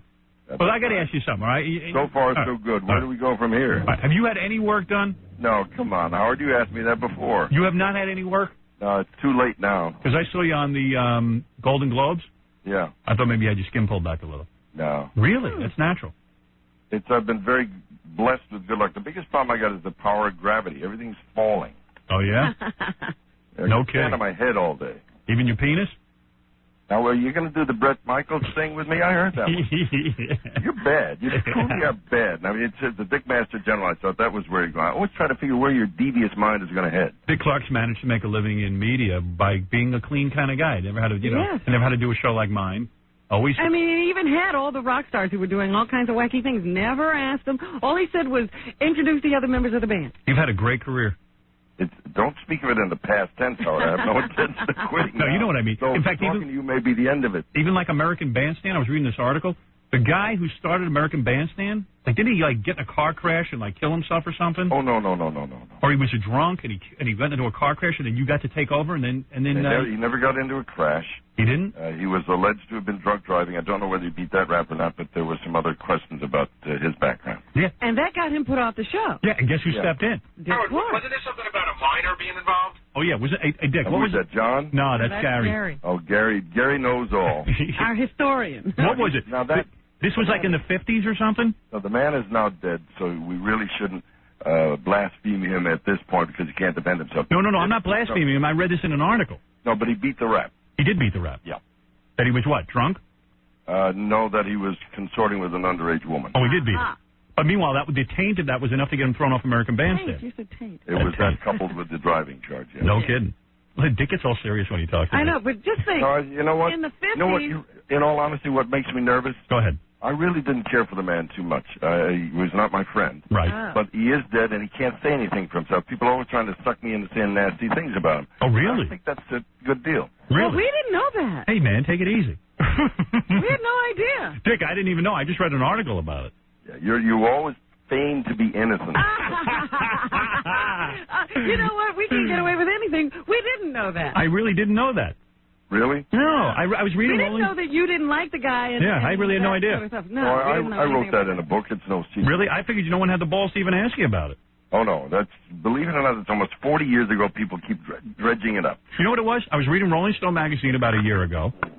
Oh, Dick hung up. Dick? No, I didn't. Oh, okay. Clearing my throat. We think he will. I'll tell you who I hung up on the other day with some smart young man who was trying to do a Howard Stern act. Oh, really? What did he say to you? I mean, the good thing about you is you know what you're doing. I do? I mean, I do. You get the cheap imitations, the remarkable simulations, as they used to say. It was just... Why? What did the guy say to you? Forget it. Tell me what he said. I brought it up. Come on, I want to know. Go there. No, come on, Dick. Really, what did he say? I won't go there. I promise. I'm calling him to plug the American Music Awards. No, but what did the guy say to you that would force you to hang up?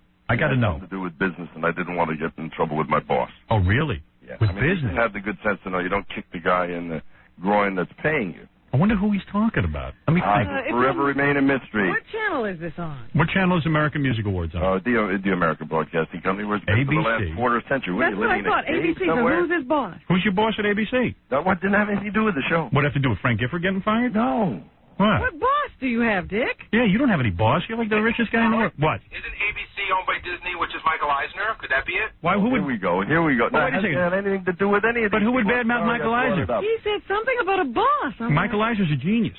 Robin, get him back on track. No, Dick, come on. Now you got to spill the goods. And they're all over the place. Dick, you got to spill the goods now. What happened? Trust me, I got to know. No, I mean, you know better than to talk about your boss. I know that. Mel Karmazin? Yeah, you know, you just quickly skip over it. It's great. I'll talk about him. There's a lot of fun stuff. You guys been good to me. You bet your sweet bippy. Right. So who was good to you?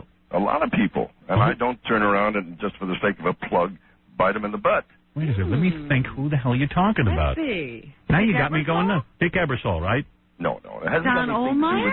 Don Ohlmeyer. You would never in a million years guess what this is about. Who is your boss?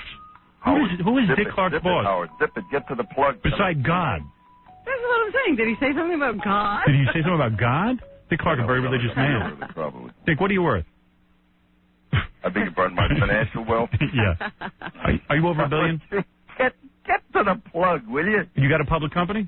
You know, let me tell what you do here with the Howard Stern Show. You sell your soul to try to get a plug for a show. Oh, come on, man. Who you got? All right. Of your penis or your love all right, life. who's performing on the show? Who do you got on the American Music Awards? Oh, bless you, my boy. All right, go ahead. Tonight. And then we'll talk about how often you get laid. Oh, go ahead. You're walking on the punchline. All right, sorry.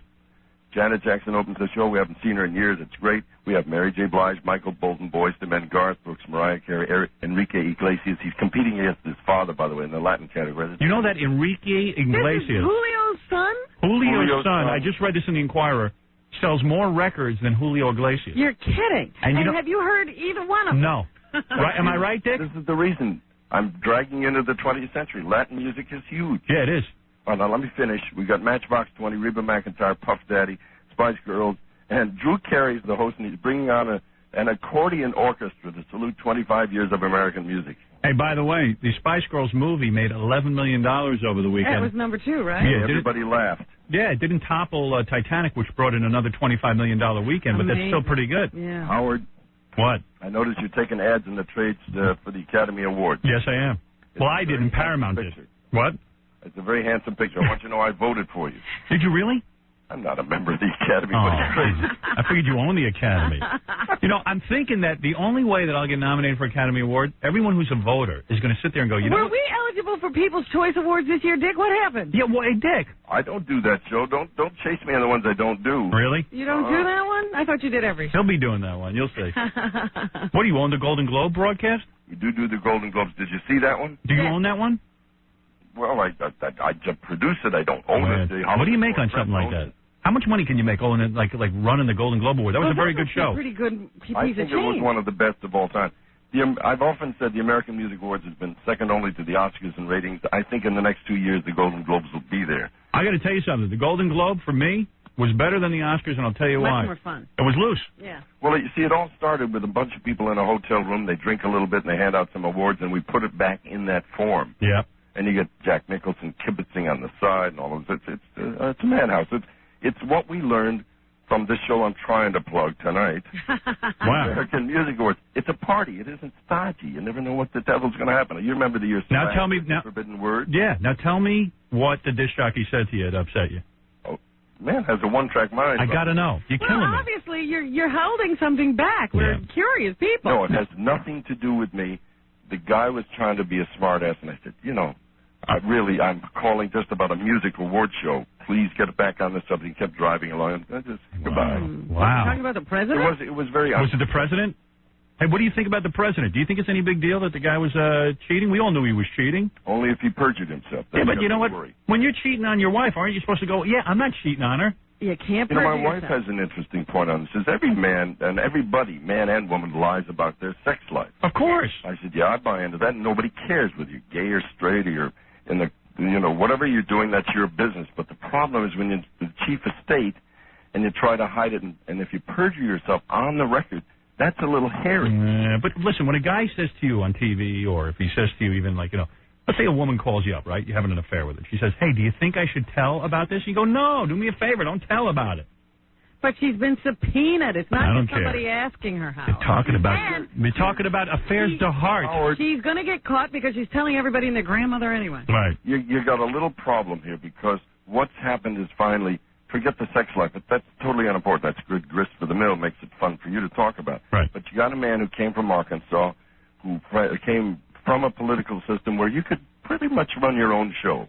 Right. And do whatever you wanted. And deny, and it'll all work out. And they used to say, I guess it was Reagan was the Teflon president. Right. Well, Clinton's the ultimate Teflon. Everything's watershed off him. But all of a sudden, 60 to 70% of the people say, if he lied under oath, that's bad. Would you do Paula Jones? I mean, have you ever seen a more heinous-looking woman? Here we go again. No, wait a second. Seriously. Did you see they spent $20,000 on a makeover? I still wouldn't do her. The hair looks great. The hair. Is everything hair, though? What about the schnoz? Well, come on. Am I right or am I wrong? I can't do what you do. You can't? I made a lifetime of being non-controversial. The only reason I sell my soul is you got this big audience. You're the most powerful man in the Dick, you can bust out of that image now. I mean, it's butter time. you up. I try to be your friend. All right. Tell me, just before you go. Oh, see, I'm getting kissed off, Robin. What that guy said to you. I won't talk about sex. He's getting me out of here. Tell me what the guy said to you to get you upset. That'll keep you on. That'll keep you on. One of these days, you and I will meet, and we'll chat. Who is his boss? I don't know. He has different bosses. Whoever he's producing a show for, I guess he's calling them the boss. But I don't know what this is about. I'm gonna give you something you can have fun with, and then I'm gonna cop it right in front. But I know it's good for you. Tell me something you never admitted before. Like, tell me if you have a big penis or something. Off that subject, Howard. Here we go. I'm going to give you another way you can attack. All right. Tonight on the American Music Awards stage, and he's done this in Vienna with Luciano Pavarotti, and he's appeared with all the opera stars. Michael Bolton's going to sing an aria with a 30-piece orchestra. That's the one thing you shouldn't allow on there. Yeah, really. I saw him do that on The Nanny. It was death. Yeah, we've seen that on The Nanny. It was. I had to tune out. You've never seen it presented this way. Really? Oh, please. I bet you it's a standing ovation. You want to put a $5 on it? Okay. You're on it. Tonight, the American But he Music runs the show. He'll make those people stand up. No, here's the bet. What? If he doesn't get a standing ovation, you have to call me. And tell us. And tell you what the guy was talking about. That's right. And then you'll do a half hour on it, and you will have accomplished what that schmuck couldn't do. Right. How's Ed McMahon, all right? You couldn't think of his name. Age sets in. You get these little blanks every night. I know why Dick Clark hangs around with Ed McMahon. Makes him look good. Makes him look handsome. It's absolutely true. All right, listen, American Music Awards tonight with Dick Clark. And there'll be Drew Carey on there. Drew Carey's the host. And also Janet Jackson. Opening the show. There's a million people. Everybody who's anybody's going to be. The real punchline is, Howard, it's the biggest music party of the year. Thank you and good night. And I'm sure Mariah Carey will be almost nude. Well, that's a given. What's her story? Do you think, Dick, that she does a lot of black guys, or does she make it look that way in her videos? Oh, my Lord. Here we go again. Be I honest. thought I was out of here. You just ask him. I'll make sure to ask her. Ask her. And I'll say Howard wants to know. All right. And by the way, seriously, Dick? Yeah. I'm not kidding you. I've read books or I've heard rumor that you have a big penis. Where did you hear that? Fred, haven't you heard that? What was that? Howard, I heard. How did you hear that rumor? Howard, whatever you want to say is fine by me. Is that true? Is that true, Dick? Why would there be a rumor about Dick? Fred even read it. Yeah. Read it? Yep. It's like one of those Hollywood Babylon kind of or TV Babylon kind of things. Have you read the Drew Carey book? Yes. The chapter on what we're just talking about? Yes. It's the funniest thing ever. I can't believe he wrote about your penis. That's absurd, and you should never talk Goodbye, about it. gang. All right, take care. Thank you so much. All right, Dick Clark, everybody. The guy's made about $1 billion. And I couldn't break him down on what the disc jockey said. No. But I'll find out. Dick. And believe me, if I knew what he was talking about, I would ask the same thing. I just want to know what it is. The American Music Awards. I'll watch. Why not? We watch all those award shows. We're suckers for award shows. I love award. You give a guy an award, I'm there. Yeah. I don't know why. Watch it. I don't know why. Me neither. I have no excuse. Just like we couldn't figure out why counting backwards was interesting, we can't figure out why we like to see people win awards. Yeah, that's weird. Hey, by the way, Howard. Yeah. I have it on good authority that Mike Kasem is Casey's son. Wow. How absurd is that? What other kind of... Do you know any other Kasems that aren't related to Casey? No. I tell you, I'm watching MTV and this guy's counting backwards, and he's like, he doesn't even look all that handsome, and he's like walking like back and forth, like he's like, he didn't look all that professional. But isn't it embarrassing? Why would you go and do that? Yeah, like his dream now is to count backwards. Or is that just the only way he could get himself arrested? Well, you know what it is? It's like, hey, my dad made millions and millions and millions of dollars counting backwards. So just get your inheritance and be quiet. Yeah. Hey, Tiny. Hey. What's up? How you doing? All right. Howard, good to talk to you. Listen, what'd you think of the MTV halftime show? I thought it was kind of funny. I thought it was great. You and Kathy Lee, good thing you kicked her ass, huh? Yeah. I was glad they let me win. Yeah. That was a blast with Hanson. That was cool. This guy's scaring me. Tell you the truth. I'll play that again. Kathy Lee death match. Death Bowl. Death Bowl. Do I have that? Let me see. Yeah, okay, I got it. Here we go. Introducing first, the reigning queen of morning television, America's premier vocalist and leading all-around personality, Kathy Lee Gifford. Thank you. I love you all. I love you, Cody. I love you, Cassidy. Mommy will be home soon. And her opponent, champion of morning radio, late-night television, books, movies, and the First Amendment, Mr. Howard Stern. Man, that broccoli's killing me. Let's go now to the man controlling the action inside the ring, referee Mills Lane. I want a tough, clean fight from the both of you, and no hitting below the belt. Hey, why the long face, Kathy Lee? Thought you might get lucky? I'd be lucky if I could find anything below your belt. Yes, right, sure. Now let's get it on. I hear that. All right, very good. You and me. Come on, baby, let's get it on. Look at Kathy Lee go. Seems like she may have some pent-up frustration. Not the face.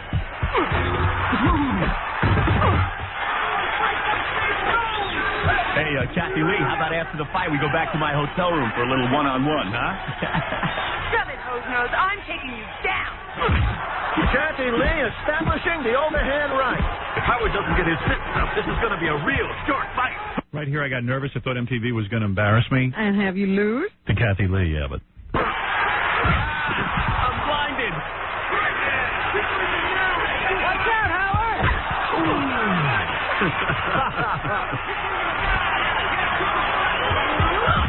Hey, let me go. You're crushing my intestines. I have a very delicate colon. I want you to apologize for all the nasty remarks. So now this clay figure of Kathy Lee, I'm bent over, and she's like on top of my ass, squeezing me.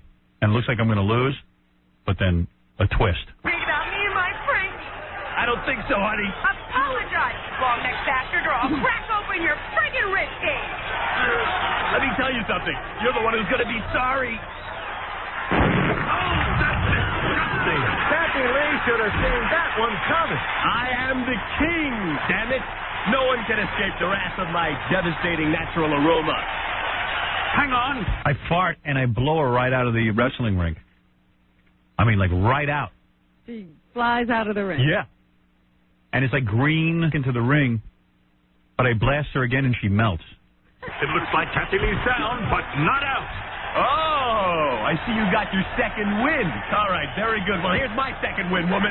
Stand by for another blast from my speaker cannon. It's melting.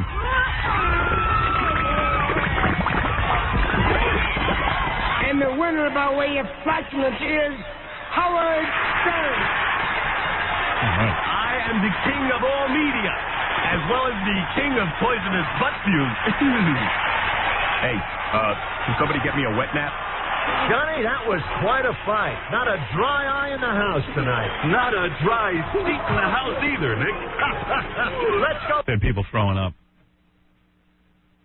What's the Marv Albert? Thanks, Nick. And Death Bull 98 starts off with a bang. Yep, there it is. Hey, you know what I'm reading in the Inquirer? What? You know Wonder Woman? Yes. She's in rehab. Yes, I saw that. What's her name? Linda Carter. Carter. Who knew she was so much fun? Wow. Apparently she's been having a booze problem for a long time, according to that. God, I'd love to do her. I didn't know she was a drunk. Ah! Wonder Woman, Linda Carter. You like drunk. Yeah, I do. A chick that looks like that who's all drunk. I think that's the sexiest thing. I'm so attracted to women who have a drinking problem. Really? I really am. You're a sick person. I love it. There's something wrong with a person who wants people in less than top form. Yeah, that would be me. I realize I've been addicted to alcohol for years and I need help, Linda told a friend. I wonder if she showed up. You're not going to get her now. I wonder if she showed up in rehab in that Wonder Woman outfit. I'd like to get her on the phone. I can no longer deal with this terrible problem alone. She strikes me as one of those people who admit it and then turn it into a franchise. She'll start her own She'll clinic. go on talk shows, Yeah. and she'll do a tour and write a book and the whole thing. When Linda gets stressed out, she starts drinking. Yeah, no kidding. You got to put on a Wonder Woman outfit, too. You'd be drinking. Oh, please. What's the big deal? Oh, What's so stressful about that? Yeah, let me see you get into one of these. I wouldn't, because it would be too stressful for me. Exactly. But she's got the figure for it. Our children are upset. But her kids got upset because she drank to ease her distress. Well, she's not even working. I know. What is the problem? And she's got a 10-year-old son and a 7-year-old daughter. And she was keeping the drinking a secret even from them. And they say she's a good wife and mother. She just likes to hit the schnapps. Big deal. Wait a minute. How can you be a good wife and mother and hit the schnapps? How can you be a good wife and mother and not hit the schnapps is what I got to ask. You got to be sedated for that job. You can't do both. Otherwise, she wouldn't have a problem. She's handling everything. Why is she going to rehab? Mellow out. Come on. You know, life ain't easy. Sometimes you need a couple of drinks to get you through it. But what I'm saying is you can't be a good wife and mother and be drunk. Sure you can. In fact, you could be a lot better. Wish my mother drank. We've gotten her out of my hair. If you're lying on the floor sleeping, you're doing a good job. It would have helped. Better than getting hit with a hanger. All right, listen. You know the drill. News coming up and some of your phone calls. I know a lot of people are on hold. I'll get to you. I want to repeat this phone call I got from President Clinton this morning. She really is upset. We should Robert Rosinski, okay? What? President Clinton, how are you this morning? Good morning, Howard. How are you? Okay. Howard, just want to say I'm a little nervous this morning. Yeah, you're very nervous about these sex scandals, huh? I'm very nervous. I'm more nervous than a naked 12-year-old Robin Quivers sitting on her daddy's lap. Oh, right. Please. Now, Mr. Clinton, did you have sex with Monica Lewinsky? Excuse me? I said, did you have sex with Monica Lewinsky? Are you crazy, Howard? I mean, she's so fat she has to use spandex tampons. Is that necessary? I'll tell you, Howard. Here's a question, yes or no. She's so fat, her picture weighs 10 pounds. Christ, I wouldn't do her with Robin's penis. Oh. Robin doesn't have a penis. Are you sure about that? I mean, you ought to hear the way she talks sometimes. All right, we're getting off the subject. Did you do Monica Lewinsky? Did you solicit oral sex from her? Let me just say this, Howard. No way, Jose. All right. I mean, she's Jewish, and you know what they say about Jewish women. Did you ever know a Jewish girl to do anything with her mouth except to nag the crap out of you? Now, we don't even know that she's Jewish. Oh, come on, Howard. She's got to be Jewish. Her father's a doctor, mother's an author. I mean, you know these people. But that doesn't mean she's Jewish. Let's see. Lewinsky. Polak. Maybe she's a Polak. You mean Polish person? No, I mean Polak. I mean, I had a friend who was a Polak. Didn't mind me calling him a Polak at all. Right. Unfortunate thing is that Polak committed suicide. Stuck his head in a microwave oven. Mr. Clinton, stop with the shtick. Jennifer Flowers, Paula Jones, Monica Lewinsky, all these women say that you've tried to have sex with them. Why? Hey, you know what I say? Even pigs need love. You don't happen to have Ricky Lake's home phone number, do you? Ricky Lake? Yeah. I love that chubby bitch. Mr. Clinton. Yeah. All right. I have a coworker here who says that you tried to make love to her in the Oval Office. That's a lie. That is complete and utter lie. And you tell that Robin Brzezinski that I want all my gifts back. I mean, especially the gold lame Marijuana and the velvet thong. First of all, yeah, I mean, didn't do this. Robin, I'm gonna ask you now. Tell us what happened to you. Well, I was down in Washington. Lies, she's lying. Continue, Robin. My father had got me this internship. Shut up. She's lying to you, Howard. Wait a second. Don't believe a word she's saying. Give her a chance to speak. Tell us your story. Go ahead. Well, I'd walked into the Oval Office, and that's when Mr. Clinton said, "Man, have I got wood," and rubbed up against me. Right there. That's a lie. Caught her a lie right there. Then what happened? Well, then Mr. Clinton invited me into the bathroom. And in the bathroom, he pulled down his pants and said, "Meet Mr. Howdy. He really likes you." And I screamed and ran out. Mr. Clinton, now you may respond. Howard, I just want to say one thing.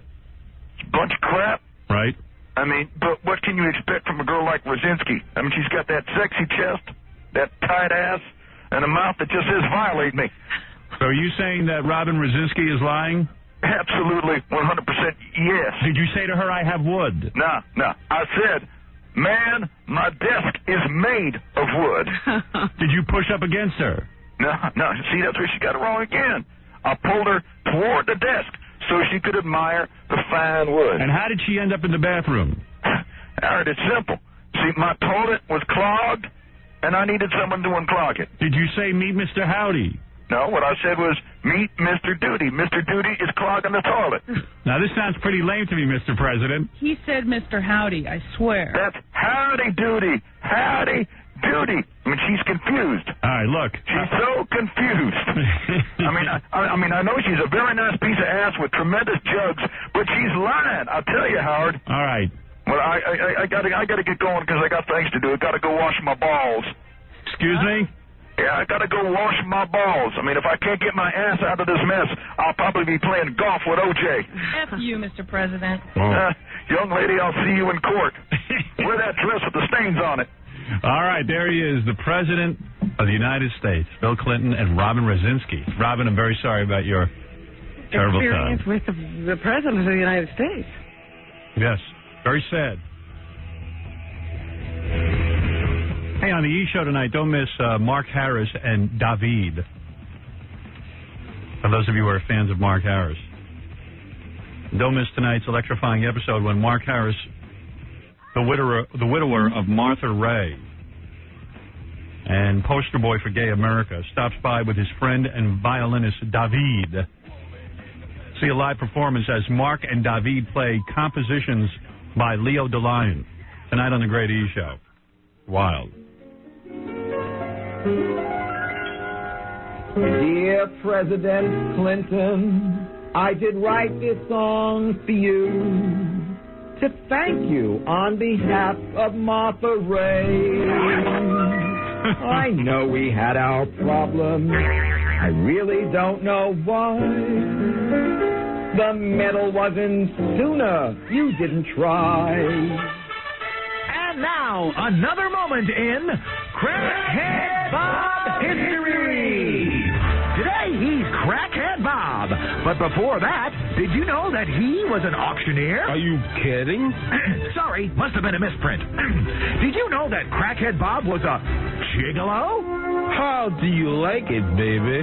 Oh, Bob. Want me to dance for you? Bob, you drive me wild. Take me. Take me. Face yourself. There I come. Oh, baby. Another moment in Crackhead History. I need a cigarette. On the Howard Stern Show. He needs a cigarette. Or whatever. Anyway, so much going on, Robin. Yes, I don't know where to start. There's so much going on. Yeah, look at this. Michelle Greppi in the New York Post says that the lizard commercial on the Super Bowl was great. Ah. And so does Hinckley. Really? David Hinckley in the Daily News. Yeah. I didn't like it at all. I was looking forward to it because they had been building up to it, that something big was going to happen. The lizard was going to do something to the frogs. I don't know. I missed all of the hype, but, I mean, I was just watching the commercial. I didn't dig it, but I dug the one with the good-looking chick. You say that's for Fritos? Taco, Doritos. Yeah, Doritos. Whatever. I'm just looking at all these different commercials. What did you think of the one for FedEx where they blanked out the screen? Oh, that was horrible. You didn't like that? You thought that was boring? It got me to read it, though. It got me to read it, too, but then when I read it, I was pissed off. Yeah, so was I. It pissed me off. Yeah. And it was the only commercial that I actually remembered the actual sponsor. Yeah, I guess from that respect. So I thought it worked. And I thought that claymation thing must have cost about $30 million, the one for Lipton Iced Tea. And I agree with you 100% that you forget the product. Yeah, the only reason I know the product is because you guys told me this morning. And I didn't. Fred remembered it. I didn't. Yeah, Fred's weird. And President Clinton says oral sex is not cheating. He told that to Jennifer Flowers. He said it says it in the Bible. I agree with him. Where is it in the Bible? Could somebody point this out to me? Well, I'll tell you. In the book of Playboy. In the book of Playboy. President Clinton can't help himself when it comes to women, but uses a bizarre interpretation of the Bible to justify oral sex outside of marriage, Jennifer Flowers says. You know, the Bible says that oral sex isn't adulterous. Flowers recalls Clinton telling her in the mid-'80s. That doesn't tell me where it is in the Bible. Hold on. Flowers recounts the conversation for today's issue of the Sun newspaper in London, where she reveals that Clinton once gave her his biblical definition of oral sex. It isn't real sex. He was very adamant about it. She says, I'll never forget it. You know why? Because I thought it was so ridiculous. But I think she's ridiculous, so what's the difference? You still aren't telling me where it is in the Bible. All right, I'm reading. Wait a second. I got a lot of other paragraphs here. I bet you she can't tell you either. Flowers' remarks parallel earlier unconfirmed reports that Clinton has told Arkansas troopers that the Bible allows extramarital oral sex. Monica Lewinsky, the former White House intern at the center of the president's sex scandal, has also reported that the president used the Bible as his excuse. I almost called him a bad name when you were looking for something to call him the first P word. He doesn't carry a Bible with him, but he really does believe it. Yeah, and it's not, he doesn't ever tell you where he read this. Well, hold on, I'm reading. When it comes to girls, Bill thinks with another part of his anatomy, not his head. He just can't help himself. Well, gee, that's true of every guy. Otherwise, people wouldn't even be with Jennifer Flowers. Some people can help themselves, Howard. Yeah, sure. Let me meet him. You were one. You haven't gone all the way. That's right. He's getting to the point of complete self-destruction. I could care less as long as he can run the country, personally. Now the Iraqis are freaking out because they know Clinton's going to bomb them because it'll take... Well, everybody's saying, is this like Wag the Dog, the stupid movie that says, you know, there was a president who got involved with some 14-year-old and decided to have a war to distract the American public from it. Yeah, it is like Wag the Dog. They're saying you can liken him to an alcoholic who has hit rock bottom. Oh, please. Well, there's another guy who wrote a book about this and predicted that Clinton would get into this kind of trouble. Yeah, well, they're saying that he has a psychological disturbance. In fact, I read another article like that. According to this article I read on the weekend, some psychiatrist is saying this has to do with the fact that his father was an alcoholic. Well, it goes deeper than that. His father was an alcoholic, tried to kill his mother. Well, all children of alcoholics have a certain syndrome, they say. Yeah. Sure. And this is Bill Clinton's acting out his particular child of an alcoholic syndrome. Whatever. And this guy wrote a book called The Dysfunctional President, Inside the Mind of Bill Clinton. It was published in 1995. Yeah. And he predicted that the president would get into more sexual trouble if he didn't get some treatment. Gee, that was a hard prediction. But the point is, could we have a president who's sitting on a couch with a psychiatrist? No. He cannot be treated until he's out of office if he thinks he has a problem. I don't think he has a problem. Such a problem. Yeah, who thinks it's a problem? Here's what Jennifer Flowers says. He loved sex. Some of it was pretty wild. He loved to smear whipped cream over my body and lick it off. Gee, that's horrible. Guy's a healthy man. He enjoyed being lightly spanked. Oh, I didn't know that. Oh, I didn't know that. You know, they say powerful guys need to be spanked. Yes, the president likes to be spanked. He particularly liked it when I looked young and sexy in my cheerleader outfit. Jennifer Flowers in a cheerleader outfit. There's no way. She always said that these things, the whipped cream, the cheerleader outfit, the spanking, in the sentence. I don't know, it's a weird sentence. She says nobody paid attention to her until now, but you know what? Everyone paid attention to her. Everyone believed her, and we voted him in anyway. Listen to anybody. Well, you say that. Yep. I think you just forget what it's like in the middle part of this country. I don't forget. I've lived there. They want to believe anything. Really? These people are easily duped. I don't believe that. I believe so. I don't believe that. That is absolutely true. That's not true. It is true. I don't think people in the middle part of this country are any smarter or stupider than the people in the east and west coast. They are older and they live quieter lives, and they just don't want to know. They would rather believe a lie.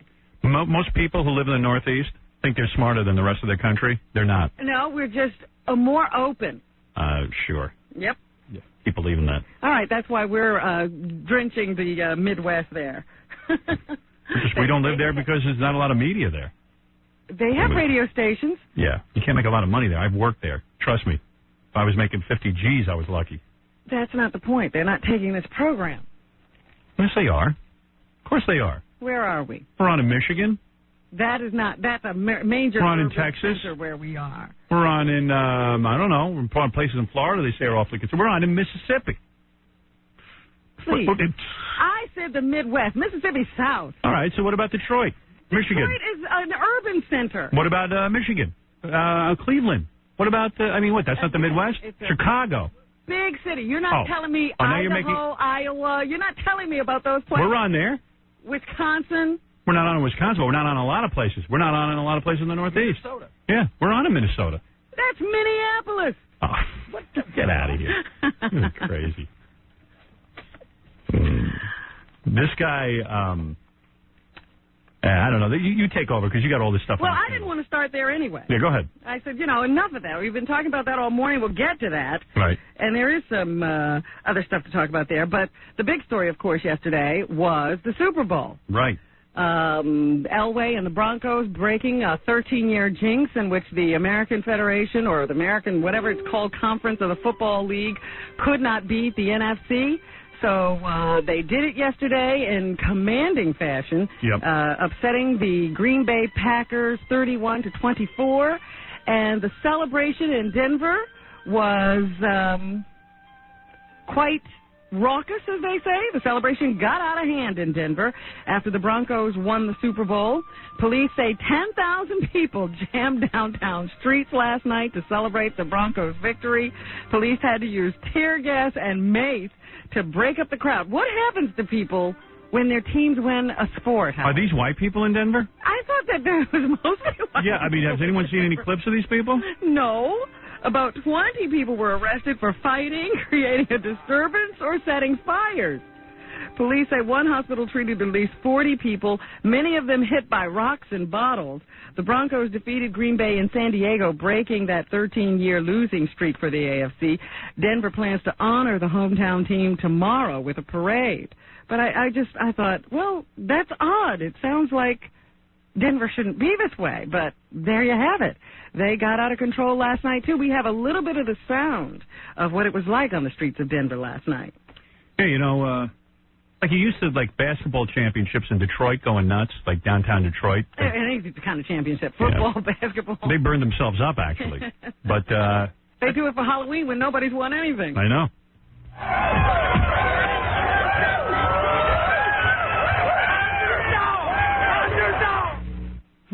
There it is.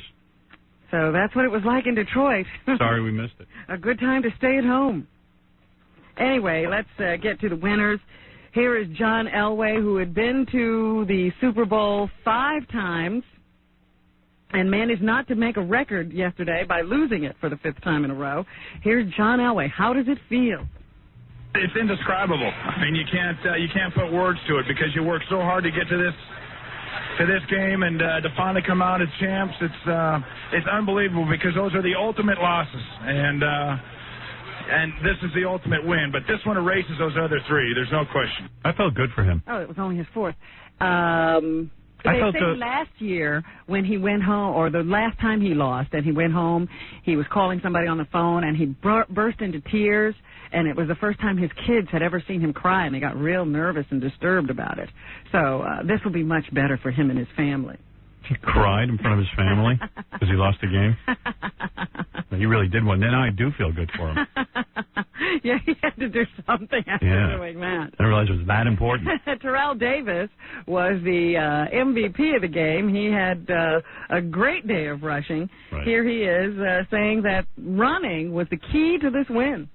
We did what we had to do. We stuck with the same game plan that got us to this game, and we were effective running the ball. The line did an excellent job. I got to give the line all the credit in the world. They did an excellent job. That was pretty easy to follow. Oh, boy. And let's get to the losers. Brett Favre, who was a big disappointment to everybody. I'm looking for this great game that I keep hearing people talk about. And when he needed to have a conversion, he couldn't do it. We were never really in a rhythm, although we made some big plays. We scored touchdowns. But, when they blitz you that way, you never really get into a rhythm. And that goes for any team. But you try to make big plays out of it. And that's what we did. When we had the opportunity, we scored. But then towards the end, we didn't make the plays when we had a chance. All right. And Mike Holmgren, who is the coach of the Green Bay Packers, he says it was Elway's day. I just have to give Denver all the credit in the world. Shoot, they played a fine football game. Terrell Davis was certainly deserving of the MVP award, and they had a good plan. You know what? In kind of the strange way, John Elway, I've always enjoyed him and liked him. I just wish he hadn't done it against me. So there you have it. The Super Bowl is over, and the winners take the trophy, and the losers go home with their heads. I was caught up in the hype. I got to admit, man, I get so into that Super Bowl. I bet my shirt and lost and everything else. But it does keep you in the game. Yeah. You wouldn't have had any interest in this game otherwise. Yeah, I believe you're right. The first 2 minutes when I dropped 200, I was just like, wow. This has been more. I was on a heart attack. I'm devastated. I can't believe I lost every bet I made. I made multiple bets. What are the odds of losing every bet you make? Right away. Yeah. That like makes me nuts. $200 down in the first few minutes. Yeah, and on the coin toss, I'm losing money. Well, that's what I said. I said I have to watch the game because we've got money on every aspect of the game from the beginning to the end. Hey, want to hear a bitchy story? This is kind of funny. Let me just interrupt for a second. It's kind of sports related. There's a guy named Gordy Shear. You know who he is? No. Gordy Shear is the Olympic Luge member. He's a guy who does Olympic Luge. Yes. He was booked. How hard is it to get on television, national television, if you're the Olympic Luge guy? I guess pretty hard. He was booked on CBS this morning. They canceled him because of the presidential story. Gordy. Yeah. Hey. Hey, how you doing, Howard? All right, man. What are you doing? What are you on the USA Olympic Luge team? Yeah, actually, I'm on the U.S. Olympic Luge team for the two-man luge, and I'm on the phone with my partner, Chris Thorpe, as well. Hey, Chris, I always wonder, like, how does a guy get into that sport? Like, it is. Where do you discover that sport, even? Like, if my kids were into that, I'd say, listen, I'll never make a living at it. Where did they find it? I don't know. Where did you find that? How'd you get into luging? Well, actually, I'm from Croton, New York, and I was up in Lake Placid when I was 12 years old. Right. Cross-country skiing. And I don't know, I guess I like speed a lot, and I was... That's the one where you lay down? Yeah, you two men lay on this board and slide down a hill. Don't you get fat doing that? No, actually. I think that's less exercise than bowling. At least those guys have to stand. They claim to be steering it somehow. I don't know. Yeah? Yeah, you steer with your feet and your shoulders, and on a double sled, it's my shoulders and Chris's feet. After you read what baseball players make, don't you wish you'd kind of worked on that a little bit? Yeah, it's that's golf. I mean, are there even any endorsements in this game? Actually, we're sponsored by Bell Atlantic, and they sponsor our whole federation. Yeah. And how old are you, Gordy? I'm 26. Yeah. And Chris is 27. It's one of those sports that you could probably stay with till you're like 50. Yeah, because all you do is lie down. Yeah. Right? About 35. Why don't you know what they ought to do? They ought to take Sonny Bono and put him in a luge and let's see how he does. I bet he would be pretty good. Yeah. It'd be pretty funny. You guys ought to luge with Sonny's body. Take a dead man on the luge. Yeah, take him and Michael Kennedy. Two-man luge team. They're in a box already. So what happened? You were booked for CBS this morning, and they called you up and said, hey, Clinton's in too much trouble. We can't talk to you? Well, basically, we were in Germany yesterday for our last World Cup event before the Olympics, and we rushed back right after the race was over. We threw our sleds into sled boxes and packed our bags and hurried on over here. And when we got in last night at about 10 o'clock to the hotel here in New York, we found out that we'd been bumped. Too bad. You know, that's okay. You know. Hey, man, you're a luge guy. You're always the first to go. That's right. You know. All right, Gordy. Thanks a lot, Howard. Take care, man. Bye-bye. Gordy Shear, everyone. Well, anyway, the president watched the Super Bowl yesterday, Howard. Did you know that? Yeah, I'm sure his mind was on it. And who did he watch it with? Well, he has to act because, you know, he's got these big Super Bowl party plans, and he's surrounded by people, so he can't get all involved in his own problems. He's got to pretend that he's into the Super Bowl and nothing's really wrong. Did you see that commercial they ran with the president at the start of the Super Bowl? What was that one? There was a commercial for race relations. No, I guess I missed that. You know, him walking around being presidential and, of course, him sort of, talking about the problems in the country with race, and you're sitting there laughing. Yeah, That's all you really. can think about is his hockey stick penis. You're looking at the pants to see if they're zipped or not. Yeah, you think there's someone under the desk. Well, anyway, he was watching the Super Bowl with Jesse Jackson. Yeah, it's because he wants to date black chicks. He thinks Jesse can hook him up. So Jesse was asked by reporters afterwards. First of all, Jesse's standing strong with the president. He says there should be a rush to judgment, as he often says. And here he gives us a report on the president's demeanor. Oh, he's upbeat. We really enjoyed the game. But I was here really in the capacity as a friend and as a minister. And we had prayer. Oh, man. They prayed during Super Bowl? They prayed at the Super Bowl party? If you're Clinton, you're praying like round the clock now. That's a sign that you're really in trouble when you're at a football game praying. With a guy who barely is a minister. Reverend Jesse Jackson. Used to spit in white people's food. This is your minister. Yeah. I think Clinton wants to date that Doritos girl from the Super Bowl commercials. Yeah, he couldn't, but he probably couldn't make any cracks about her with all of his problems. And there were reports circulating that the president was finally going to come out and make a statement about all the sex scandals swirling around him, but they now say that he won't be speaking out about the Monica Lewinsky matter this morning. White House Communication Director Ann Lewis says it didn't fit into his schedule. Several news organizations reported the president would appear at an event on child care, but only to repeat his denials that he had a sexual relationship with Lewinsky or encouraged her to lie about it. Several advisors reportedly want him to go public to repeat his denials before tomorrow's State of the Union address. You see, this comes at a very bad time. Here he's supposed to go and address the public about the state of the country, and everybody wants to know whether he did it with this girl or not. But Hillary is going to be on the Today Show, right? Hillary's scheduled to be on the Today Show tomorrow. And she was supposed to be... interviewed by Katie Couric, but Katie's husband died over the weekend. Right. So she's out for a few days, and Matt Lauer will conduct the interview. That was weird. The guy, I think his name is Jay Monahan? Yeah. He was 42 years old, and he died of prostate cancer or something? Colon cancer. Colon cancer. Looked like a pretty healthy guy, too. Like he was in shape, the whole and deal. He was a horseman. He was heavily into collecting Civil War memorabilia. You know, had a nice life. Yeah, he had a real good life. I had a feeling. He was only diagnosed like 8 or 9 months ago. Yeah, I thought they could beat that thing, but maybe he got it too late. I guess they caught it too late. Yeah, what I mean, yeah. What kind of... I have a question for you. We're dealing with what? Why would a male prostitute sell his pubic hair, and why would a guy buy it? Now, how would I know that? The answer to the question is with Nick. Nick. Yeah. You're a male prostitute? Well, I'm kind of a prostitute, but... What do you mean, kinda? Have you sold yourself for sex or not? I have in the past. Then you're a prostitute. Oh, I'm sorry. Can you hear me better? Yeah, what'd you do? I wasn't talking into the phone, looking out my window at this squirrel doing some crazy stuff. Yeah, that's good. Where do you live? I live in the suburbs. I have to drive out into Philly. So evidently there must be fetishes where guys buy pubic hair and worship it. I mean, I don't have nails. You have to pull it out? You don't just cut it? I mean, no, I don't cut it. I mean, that's part of it. It's like, he's kind of like whatever that is, you enjoy people in pain. Yeah. He likes that. So he pulls it out or you pull it out? I mean, sometimes I let him pull out, but he does it too fast and it hurts too much. So when I do it, it's just discomfort. So. All right. I thought you were reformed. If you're still doing this, you're still prostituting. No, he's just selling his pubic hair. Really, oh, here we go with the line. Yeah, come on, please. I'm not having like sex with him or anything. Really? So what happens? Like he comes over. How much does he pay you for your pubic hair? I mean, he doesn't come over. He just calls me. Right. And he says, "I need pubic hair." He just says, like, "It's time." Yeah, like, "Are you coming?" And I'm like, and you go over there?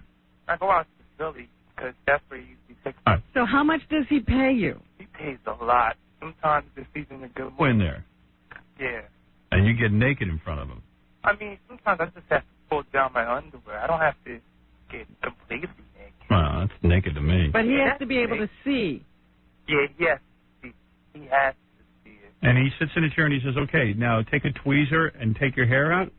Yeah, but sometimes I forget the tweezers. He doesn't have it. And then you just pluck them out? And it takes forever just to get one hair. I don't know. My hair is kind of hard to pull out.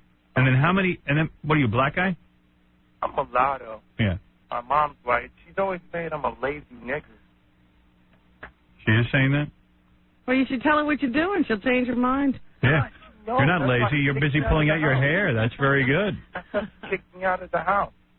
Dude. Yeah. So then how many hairs do you pull out on a good day? On a good day, I pull out about 10. And then he gives you like $300? Yeah, that's if he's paying 30. Sometimes he only pays 20. Wonder if I would do that. How long does it take? It takes about half an hour, 45. I mean, he has the hairs after I pull them out. He takes them right away. He's probably into voodoo. It's not voodoo. He's this crazy white guy.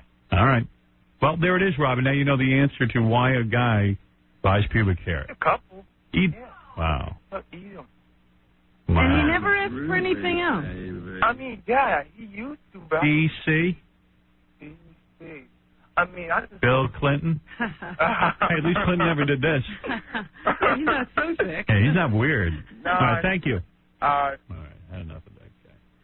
Anyway, prosecutors are getting ready to question aides and friends of President Clinton about his alleged affair with Monica Lewinsky. Clinton's associates could be called before a grand jury as early as tomorrow. Meanwhile, Clinton plans to attend, that's the thing that they have canceled now. But there's also a report in the paper today that says some Secret Service officers caught him in the act with this Monica Lewinsky. And that they could be called. They can't volunteer the information because of their jobs. They would be fired if they were to volunteer this information. But if they're subpoenaed, they would be required to give testimony. And they say some of these guys aren't big fans of Bill Clinton's and would be happy to talk.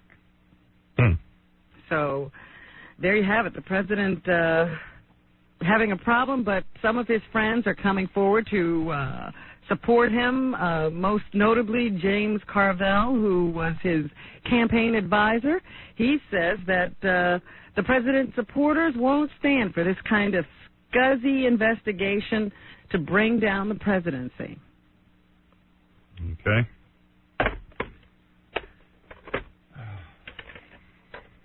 There's going to be a war.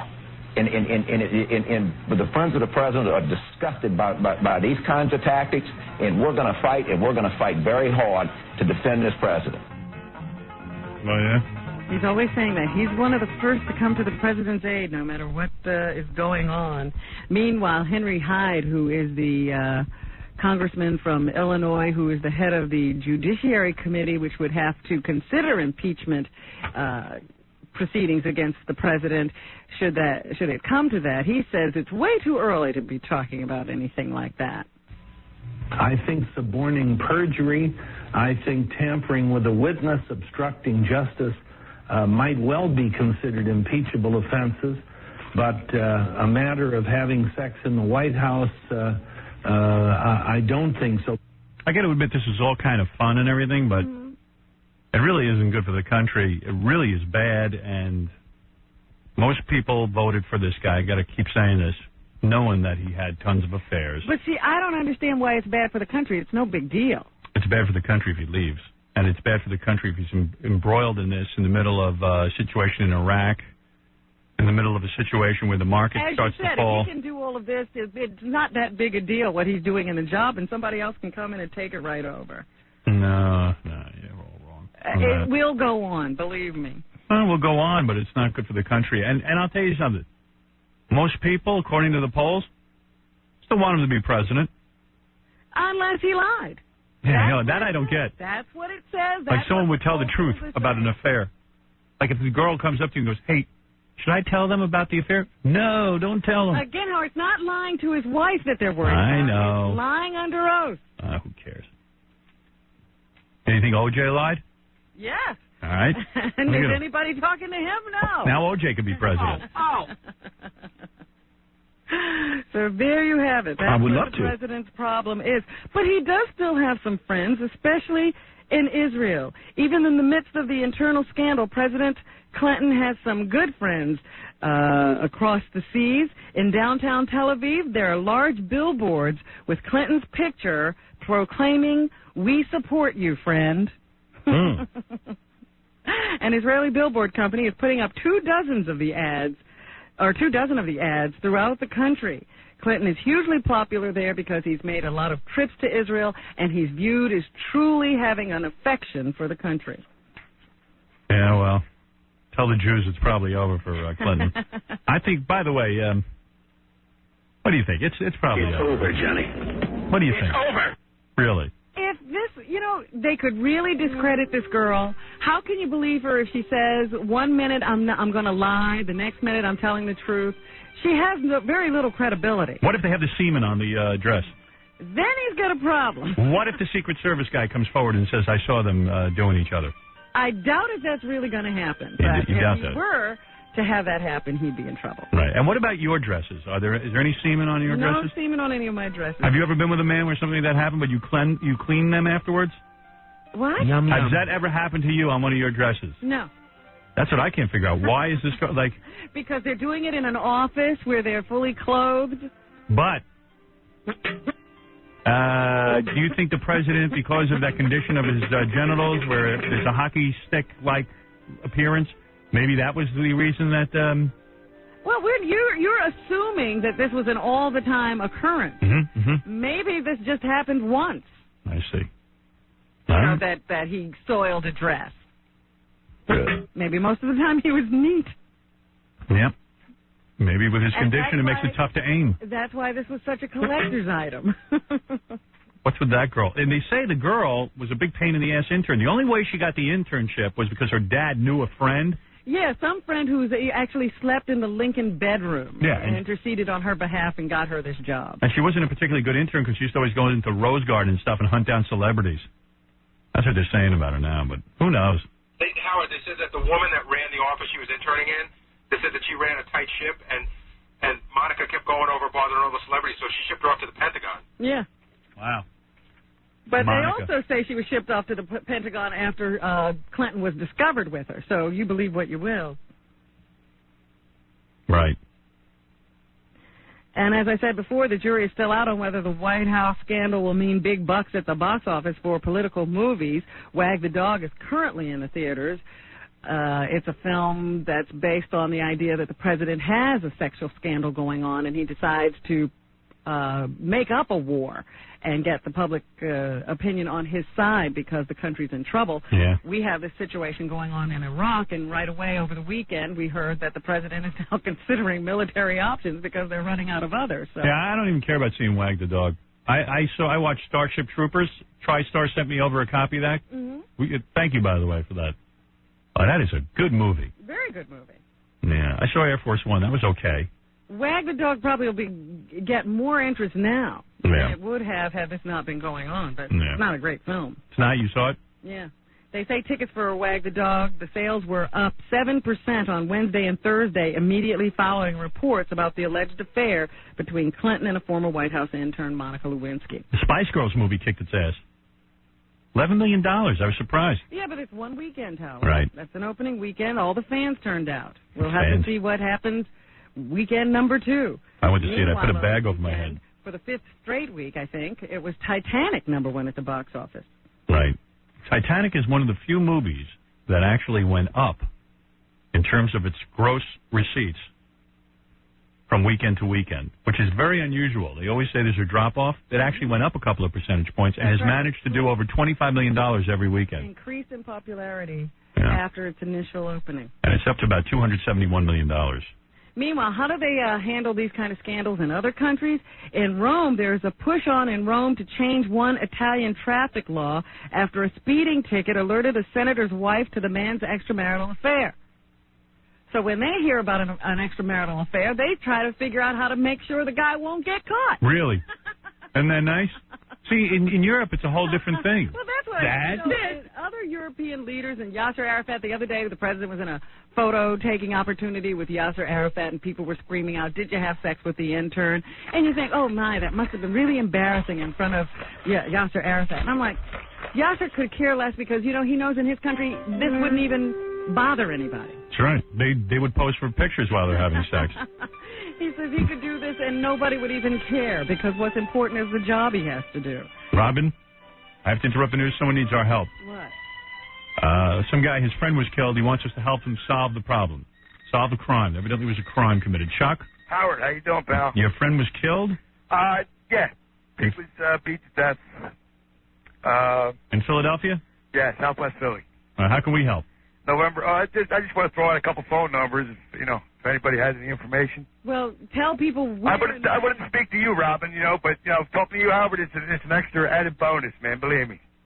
You're the man, Howard. Well, what happened to your friend? I mean, you better give some details. Yeah. So he was going home from a bar. He lived 3 blocks away. Where? Southwest Philly, 67th and Elmwood. And he got his ass kicked? And he got beat up and killed? Got stopped, yeah. His face was rearranged, man.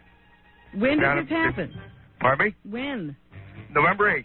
Mm-hmm. All right, so give the phone number. If anybody knows anything, they'll call you. Well, why did they just call the Philadelphia police? Why would they call this guy? 546-TIP. Excuse me. It is a police number. Oh, it is. Okay, 546-TIP? 546-TIP. That's Channel 6. That's Action News here in Philly. All right, dude. And you got the homicide detectives, 686-3334. All right, man. Later. All right. Hey, now, Howard. Yeah. Thanks, pal. You're welcome. See you, man. All right.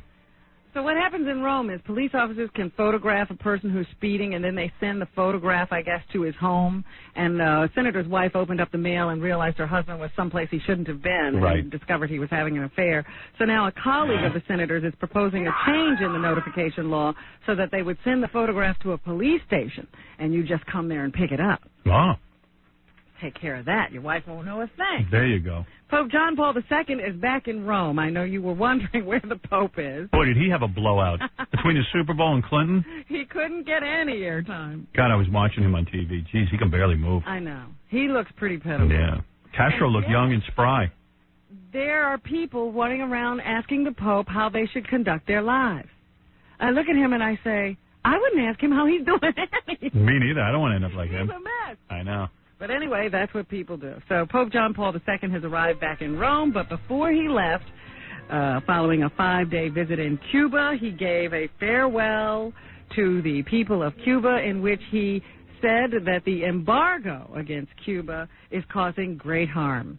The imposed isolation. Who knows what he's saying? She's just saying that's what he's saying. Strikes the population indiscriminately, making it even more difficult for the weakest to enjoy the bare essentials. Yeah, so why don't you overthrow Castro? What do you want from us? Well, the Pope was encouraging the rest of the world to lift the embargo. Meanwhile, Fidel Castro also condemned the embargo. No offense. I don't want to get a world opinion from the Pope. I saw how they conducted themselves during World War II. They weren't exactly exemplary. I don't know that that's where you should get your advice on how to conduct business. What does he know? Here's Fidel. It was really very unfair. You know the Pope and Fidel Castro sound alike? Very much alike. Yeah. That your pastoral trip should be associated to the mean hope of destroying the noble objectives and independence of a small island that has been blockaded and subjected to a true economic warfare. Anyway, it's uncertain whether Cuban Catholics will continue to enjoy the religious freedom they had during the papal visit. It's all over now. They didn't find any sperm on the Pope's robes, I hope. Like Clinton. No, I'm afraid not. All right. The beef defamation trial in Texas is into its second week, and the big question is, when is Oprah going to take the stand? Yeah, when is she? Her name is on the witness list for both sides, but attorneys say a gag order keeps them from speculating about when Winfrey will testify in the Amarillo trial. Yeah, because it's really important.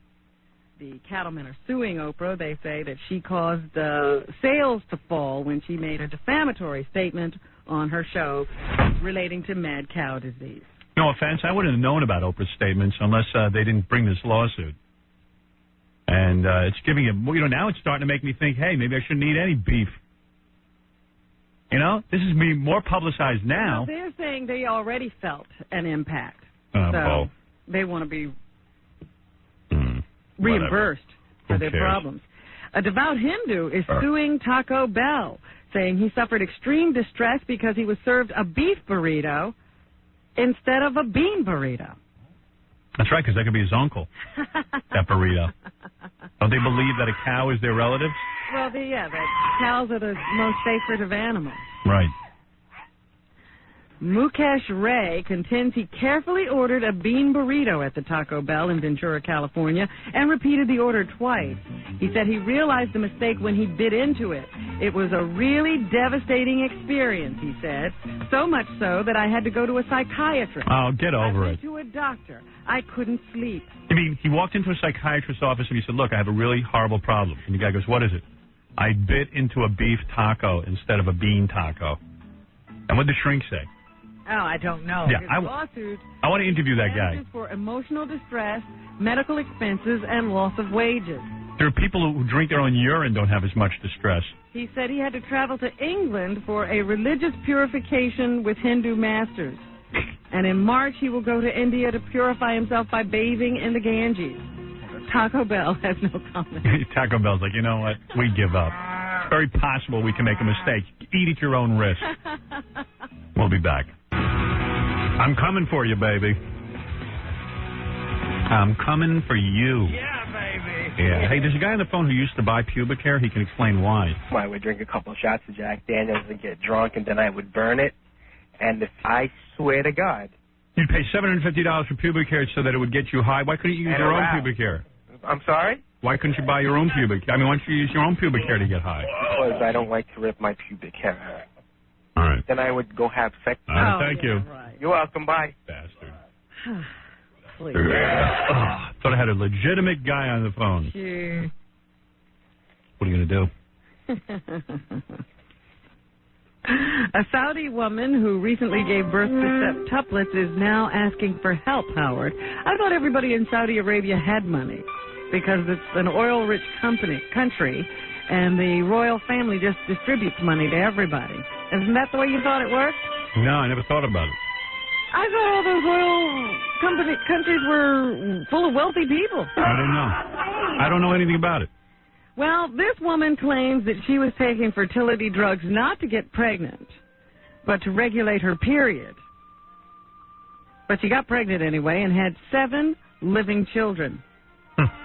She already has 6 children at home. She can't take 7 more. She says her family can't afford to support 7 additional children.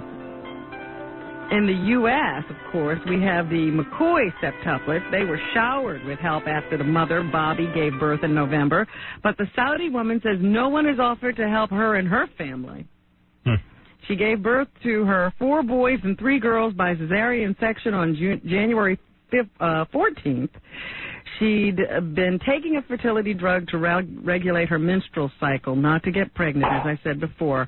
Her husband has 2 other wives and 3 children by one of them. So he can't handle all of this.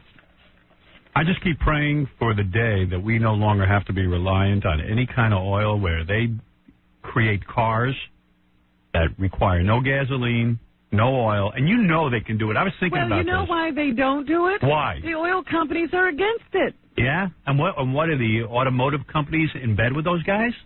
I think somehow or other they have enough clout to force them not to do it. Makes no sense. You know they can figure out how to do it. They already have. Somebody Right. must have. Sure. Because if tomorrow there was no oil or gas on this planet, They'd have to come up with something else. yeah. Meanwhile, I heard that I think it's Syria is beginning to run out of oil.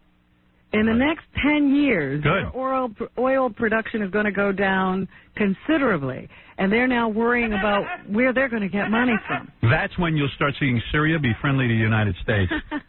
Aren't those the guys that hate us? Well, they still have that anti-Israeli Yeah. stance. They're still sort of at war with Israel, and they say that they harbor a lot of terrorists and do a lot of terrorist training there. And In 10 years, you'll see a complete change of mood in that country. And all of a sudden, they'll love us. I thought that was rather interesting that they're about to run out. Yeah, when they turn into a welfare community.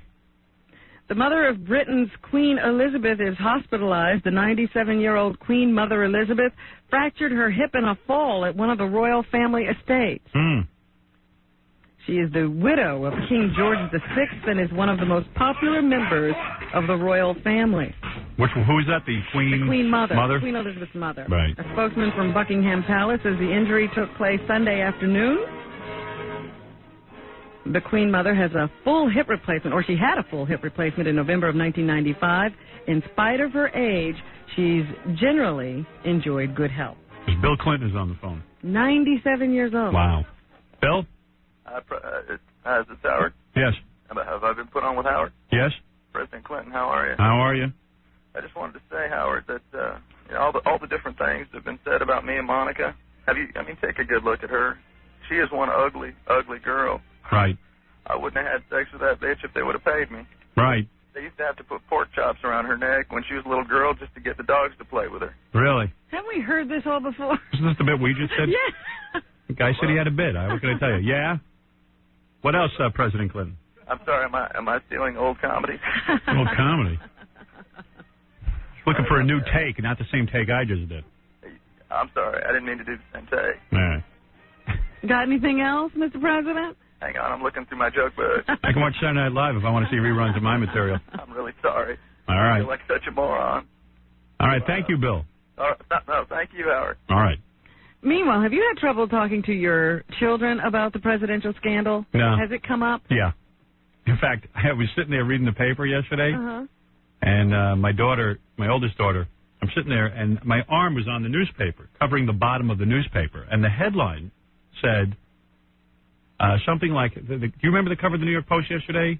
No. Monica asked President Clinton, how many lovers do you have? That was on the top. And my arm is resting on the answer, and my daughter goes, oh, what's the answer to that? Move your arm. I move my arm, and it goes, there were hundreds. And my daughter goes, what? Wow. Hundreds? Oh, my God.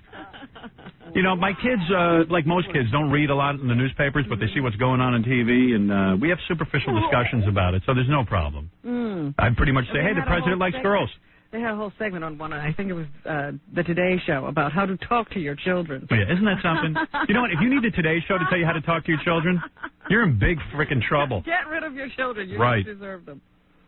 But I just wondered what you were doing about that. They say sex is part of the story and children are watching, so you're going to have to deal with it at home. Be prepared. Rob, my kids ask me about it. I just run downstairs. They are running advisories on these shows. You know, before they talk about what's going on with the president, they alert people. They say, you know, this might be offensive to some people. We are going to be dealing with some touchy topics, so if you're one of those people, please turn the show down. You know, it was funny, like watching all those Sunday morning shows like the McLaughlin Group, them talking about semen stains on the president's girlfriend's dress and everything, and you know that guy McLaughlin, he's like, Happy Cannon, the semen stains. Is our president in trouble? Semen, semen, semen. And it's just like, you know, wow. Yeah. Yeah, it's turning into racy stuff. Who cares? Everybody's having a good time with it. It's funny. Somebody said, and I keep repeating this, somebody said that when communism goes away, we will begin to turn on our own celebrities. And I see that. I've never seen so much more. There's so much fun involved in all this. Well, you know, we just had the Marv Albert scandal. It was which great. Gave us the same kind of joy. Yeah, and this is even more joyous, right? Yeah, because this is the president now. We're finding out what he does when he who can we get next? Takes off his clothes. Who can we get next? I don't know. The Pope, I guess. That's the only one past the president. Can someone who's close to the Pope just start taping him in private without his knowledge? Did you hear this? Whoopi Goldberg is She's set next. No.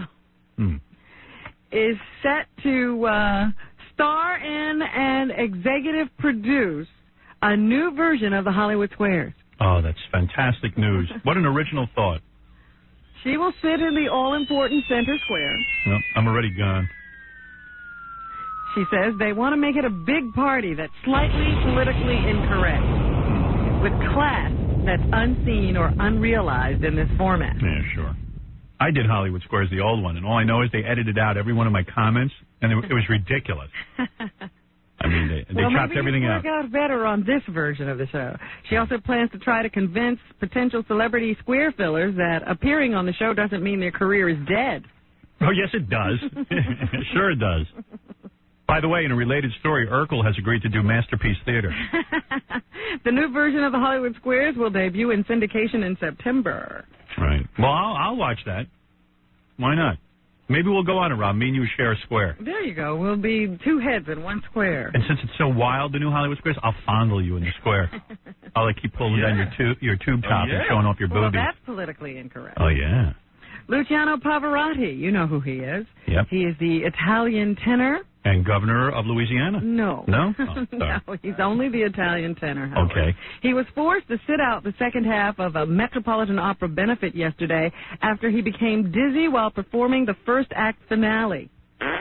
Officials said at the Met yesterday. He forgot to eat after I think an hour passed or something? No. He experienced an episode of lightheadedness. The first lightness he's experienced in some time. There's nothing light about that guy. President Clinton experienced some lightheadedness, I believe. He said he could have probably continued, but they decided against it. His manager said a sudden spike in the singer's blood pressure was responsible for the dizzy spell. Yeah, it's called being obese. I said, well, of course it was. No one is surprised by that. It's like Chris Farley's heart exploded. Duh. No kidding. His condition is fine. Right. He's looking forward to hopefully singing again on Thursday. Let's hope. Yes, we don't want anything to happen to Pavarotti. He's a national treasure. You know, if something happened to him, it wouldn't affect my world in the least. I don't care. Do you think I care? I'd go on. Oh, I bet you'd be devastated. I bet. Go ahead. Sonny and Cher. What about him? Just thought I'd say the name. No. Hey, go on. No, Sonny's widow, as we said before, she has decided that she's going to run for his congressional seat. Why stop at Congress? Why not just run for president? Well, she may. You know, if that was Sonny's ambition, maybe she'll go all the way. Let's hope. She has decided that she will fill his congressional seat if she's given the chance by the electorate in Palm Springs. And she also says that she will ski again this season. Well, of course you're not an idiot like him, going around skiing into trees. And she will go with the couple's 2 children because they want to ski too. Of course. Of course. She says it's sort of like getting back on an airplane after a crash.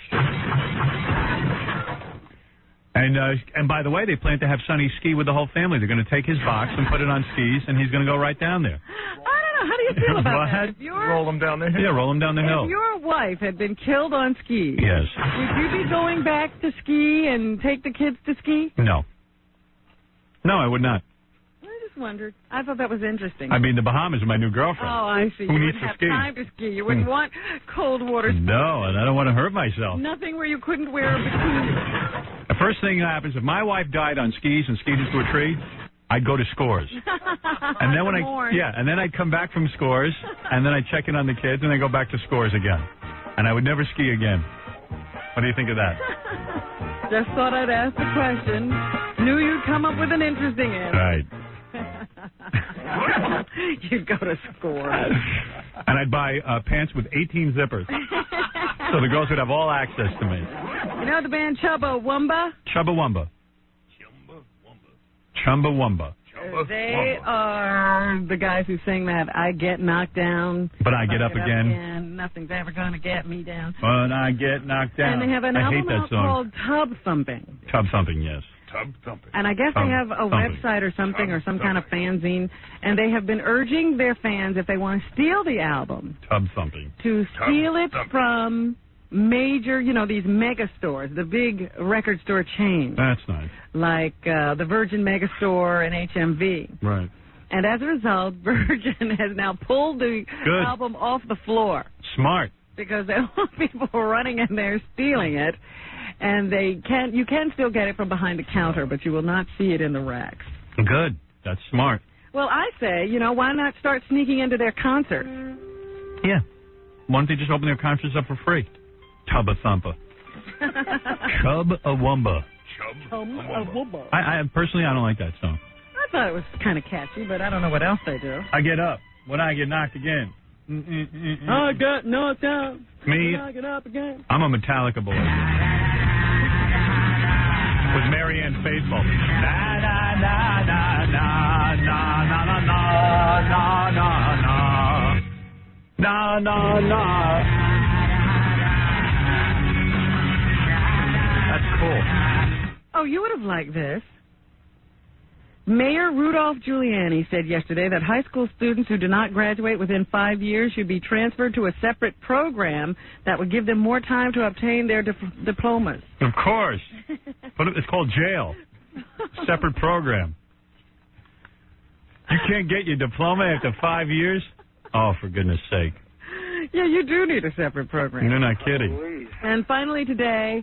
Oh, not finally. I'll get back to my Spice Girls sound in a moment. Oh, you love that. But a former child actor who played Freckles in the Our Gang film comedies in the 1920s has died. Freckles? I watched Our Gang. I don't remember Freckles. I used to watch those as a kid. They'd have them on TV. I never saw no Freckles. I don't remember Freckles. No, Freckles. I remember Pimples. His name was George T. Windleton. He died on January 3rd at the age of 81. George T. Windleton. George T. Windleton. He lived in Toms River, New Jersey. Right. During World War II, he was a Seabee serving in the U.S. Navy Construction Corps. A Seabee? Yeah. What's a Seabee? A Seabee. Somebody in the Navy. Oh, a Seabee. Yeah. He was wounded in the fighting off Guadalcanal. Officials also credited Windleton with selling more than $200 million in war bonds. Well, good for you.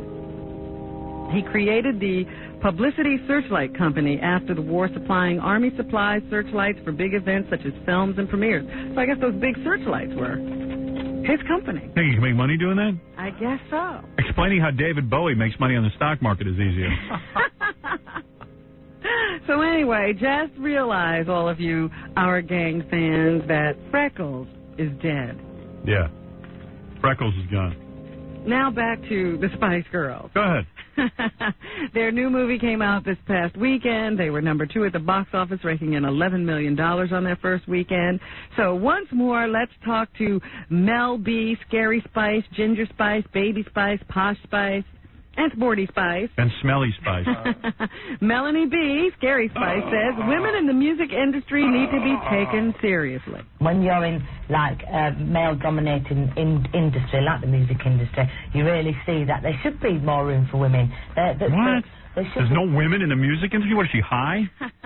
I love this. The male-dominated music industry. F you. Guy can't even go out on tour anymore. More jobs for women out there where they can run their own thing. So I think to us it's really important because we've come across so much negativity. Like 5 girls... Is her accent more bizarre than any accent you've ever heard? Yes. They're from somewhere. I don't know where. Mars. Never make it. Little do they know that we write our own stuff. We direct like quite a lot of our videos, and we've got a lot of input on things. And input? It's quite sad that still today... Which one is that, the black chick? Mm-hmm. Man. Black people speak different all over. You know? What is that? Can't even get recognised for what they do and what they achieve. She is cute, man. Here is Jerry Halliwell, who is Ginger Spice, on the difference between making music and making movies. Hear this. When you make an album, the production of it, there's lots of different things to bear in mind. The mixes, the vibe, the creativity. Do they all seem to talk very fast, and you never know what they're talking about? And they don't end their words. The words sort of run together. Oh, I just think making a movie, it's just on a larger, longer scale. There's you have way too much to say on every topic. Producers to consider. There's the script that we had a massive input on. Again, it's just a longer working process on every level. Go to hell. They're being taken way too seriously in this interview. Well, I think they take themselves way too seriously. Here is Ginger again on the media and women's body image. Well, is that the one who runs around in a Wonder Woman costume? Yeah, and she also posed nude, I think, before she got this gig. And she keeps screaming girl power? Yeah. I would do her. We get very, very angry at the media in particular because everybody has a responsibility. And I remember I picked up an English newspaper, page 2, they were saying anorexia, bulimia hitting young teenagers. And that is due to consumerism media anyway. You know, when you see all the skinny, you know, I was looking at a DK White and she looked like she was, you know, really... What? Oh, there's so many thoughts in their head, they can't get them out. For months.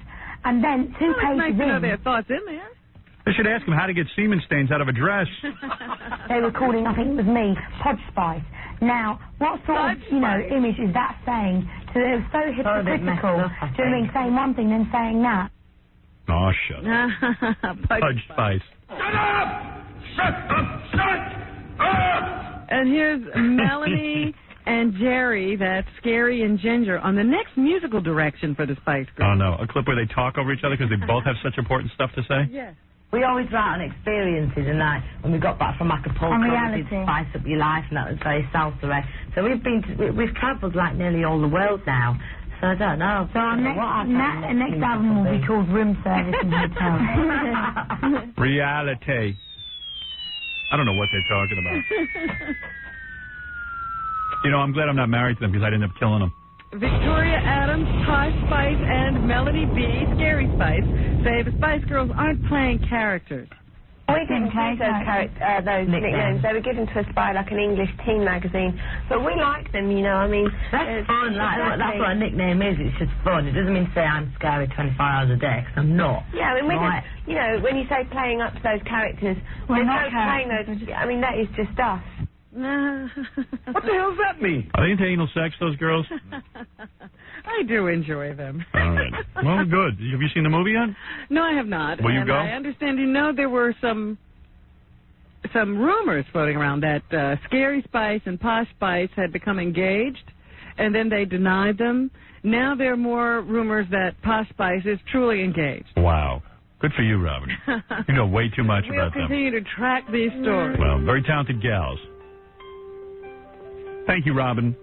Thanks to the Kielbasa Queen and Deep Throat Dallas. Their website is www.kqueen.com. Hey, Mark Harris and David, you got to watch this on the E! Show. Tell me that ain't a visual. Wow. David Spade's going to be by later in the week. We got this dude coming in, a guy who channels people. He's going to contact dead people for us. The Gossip Game, of course, this week. Birthday show this week, too. It's going to be great.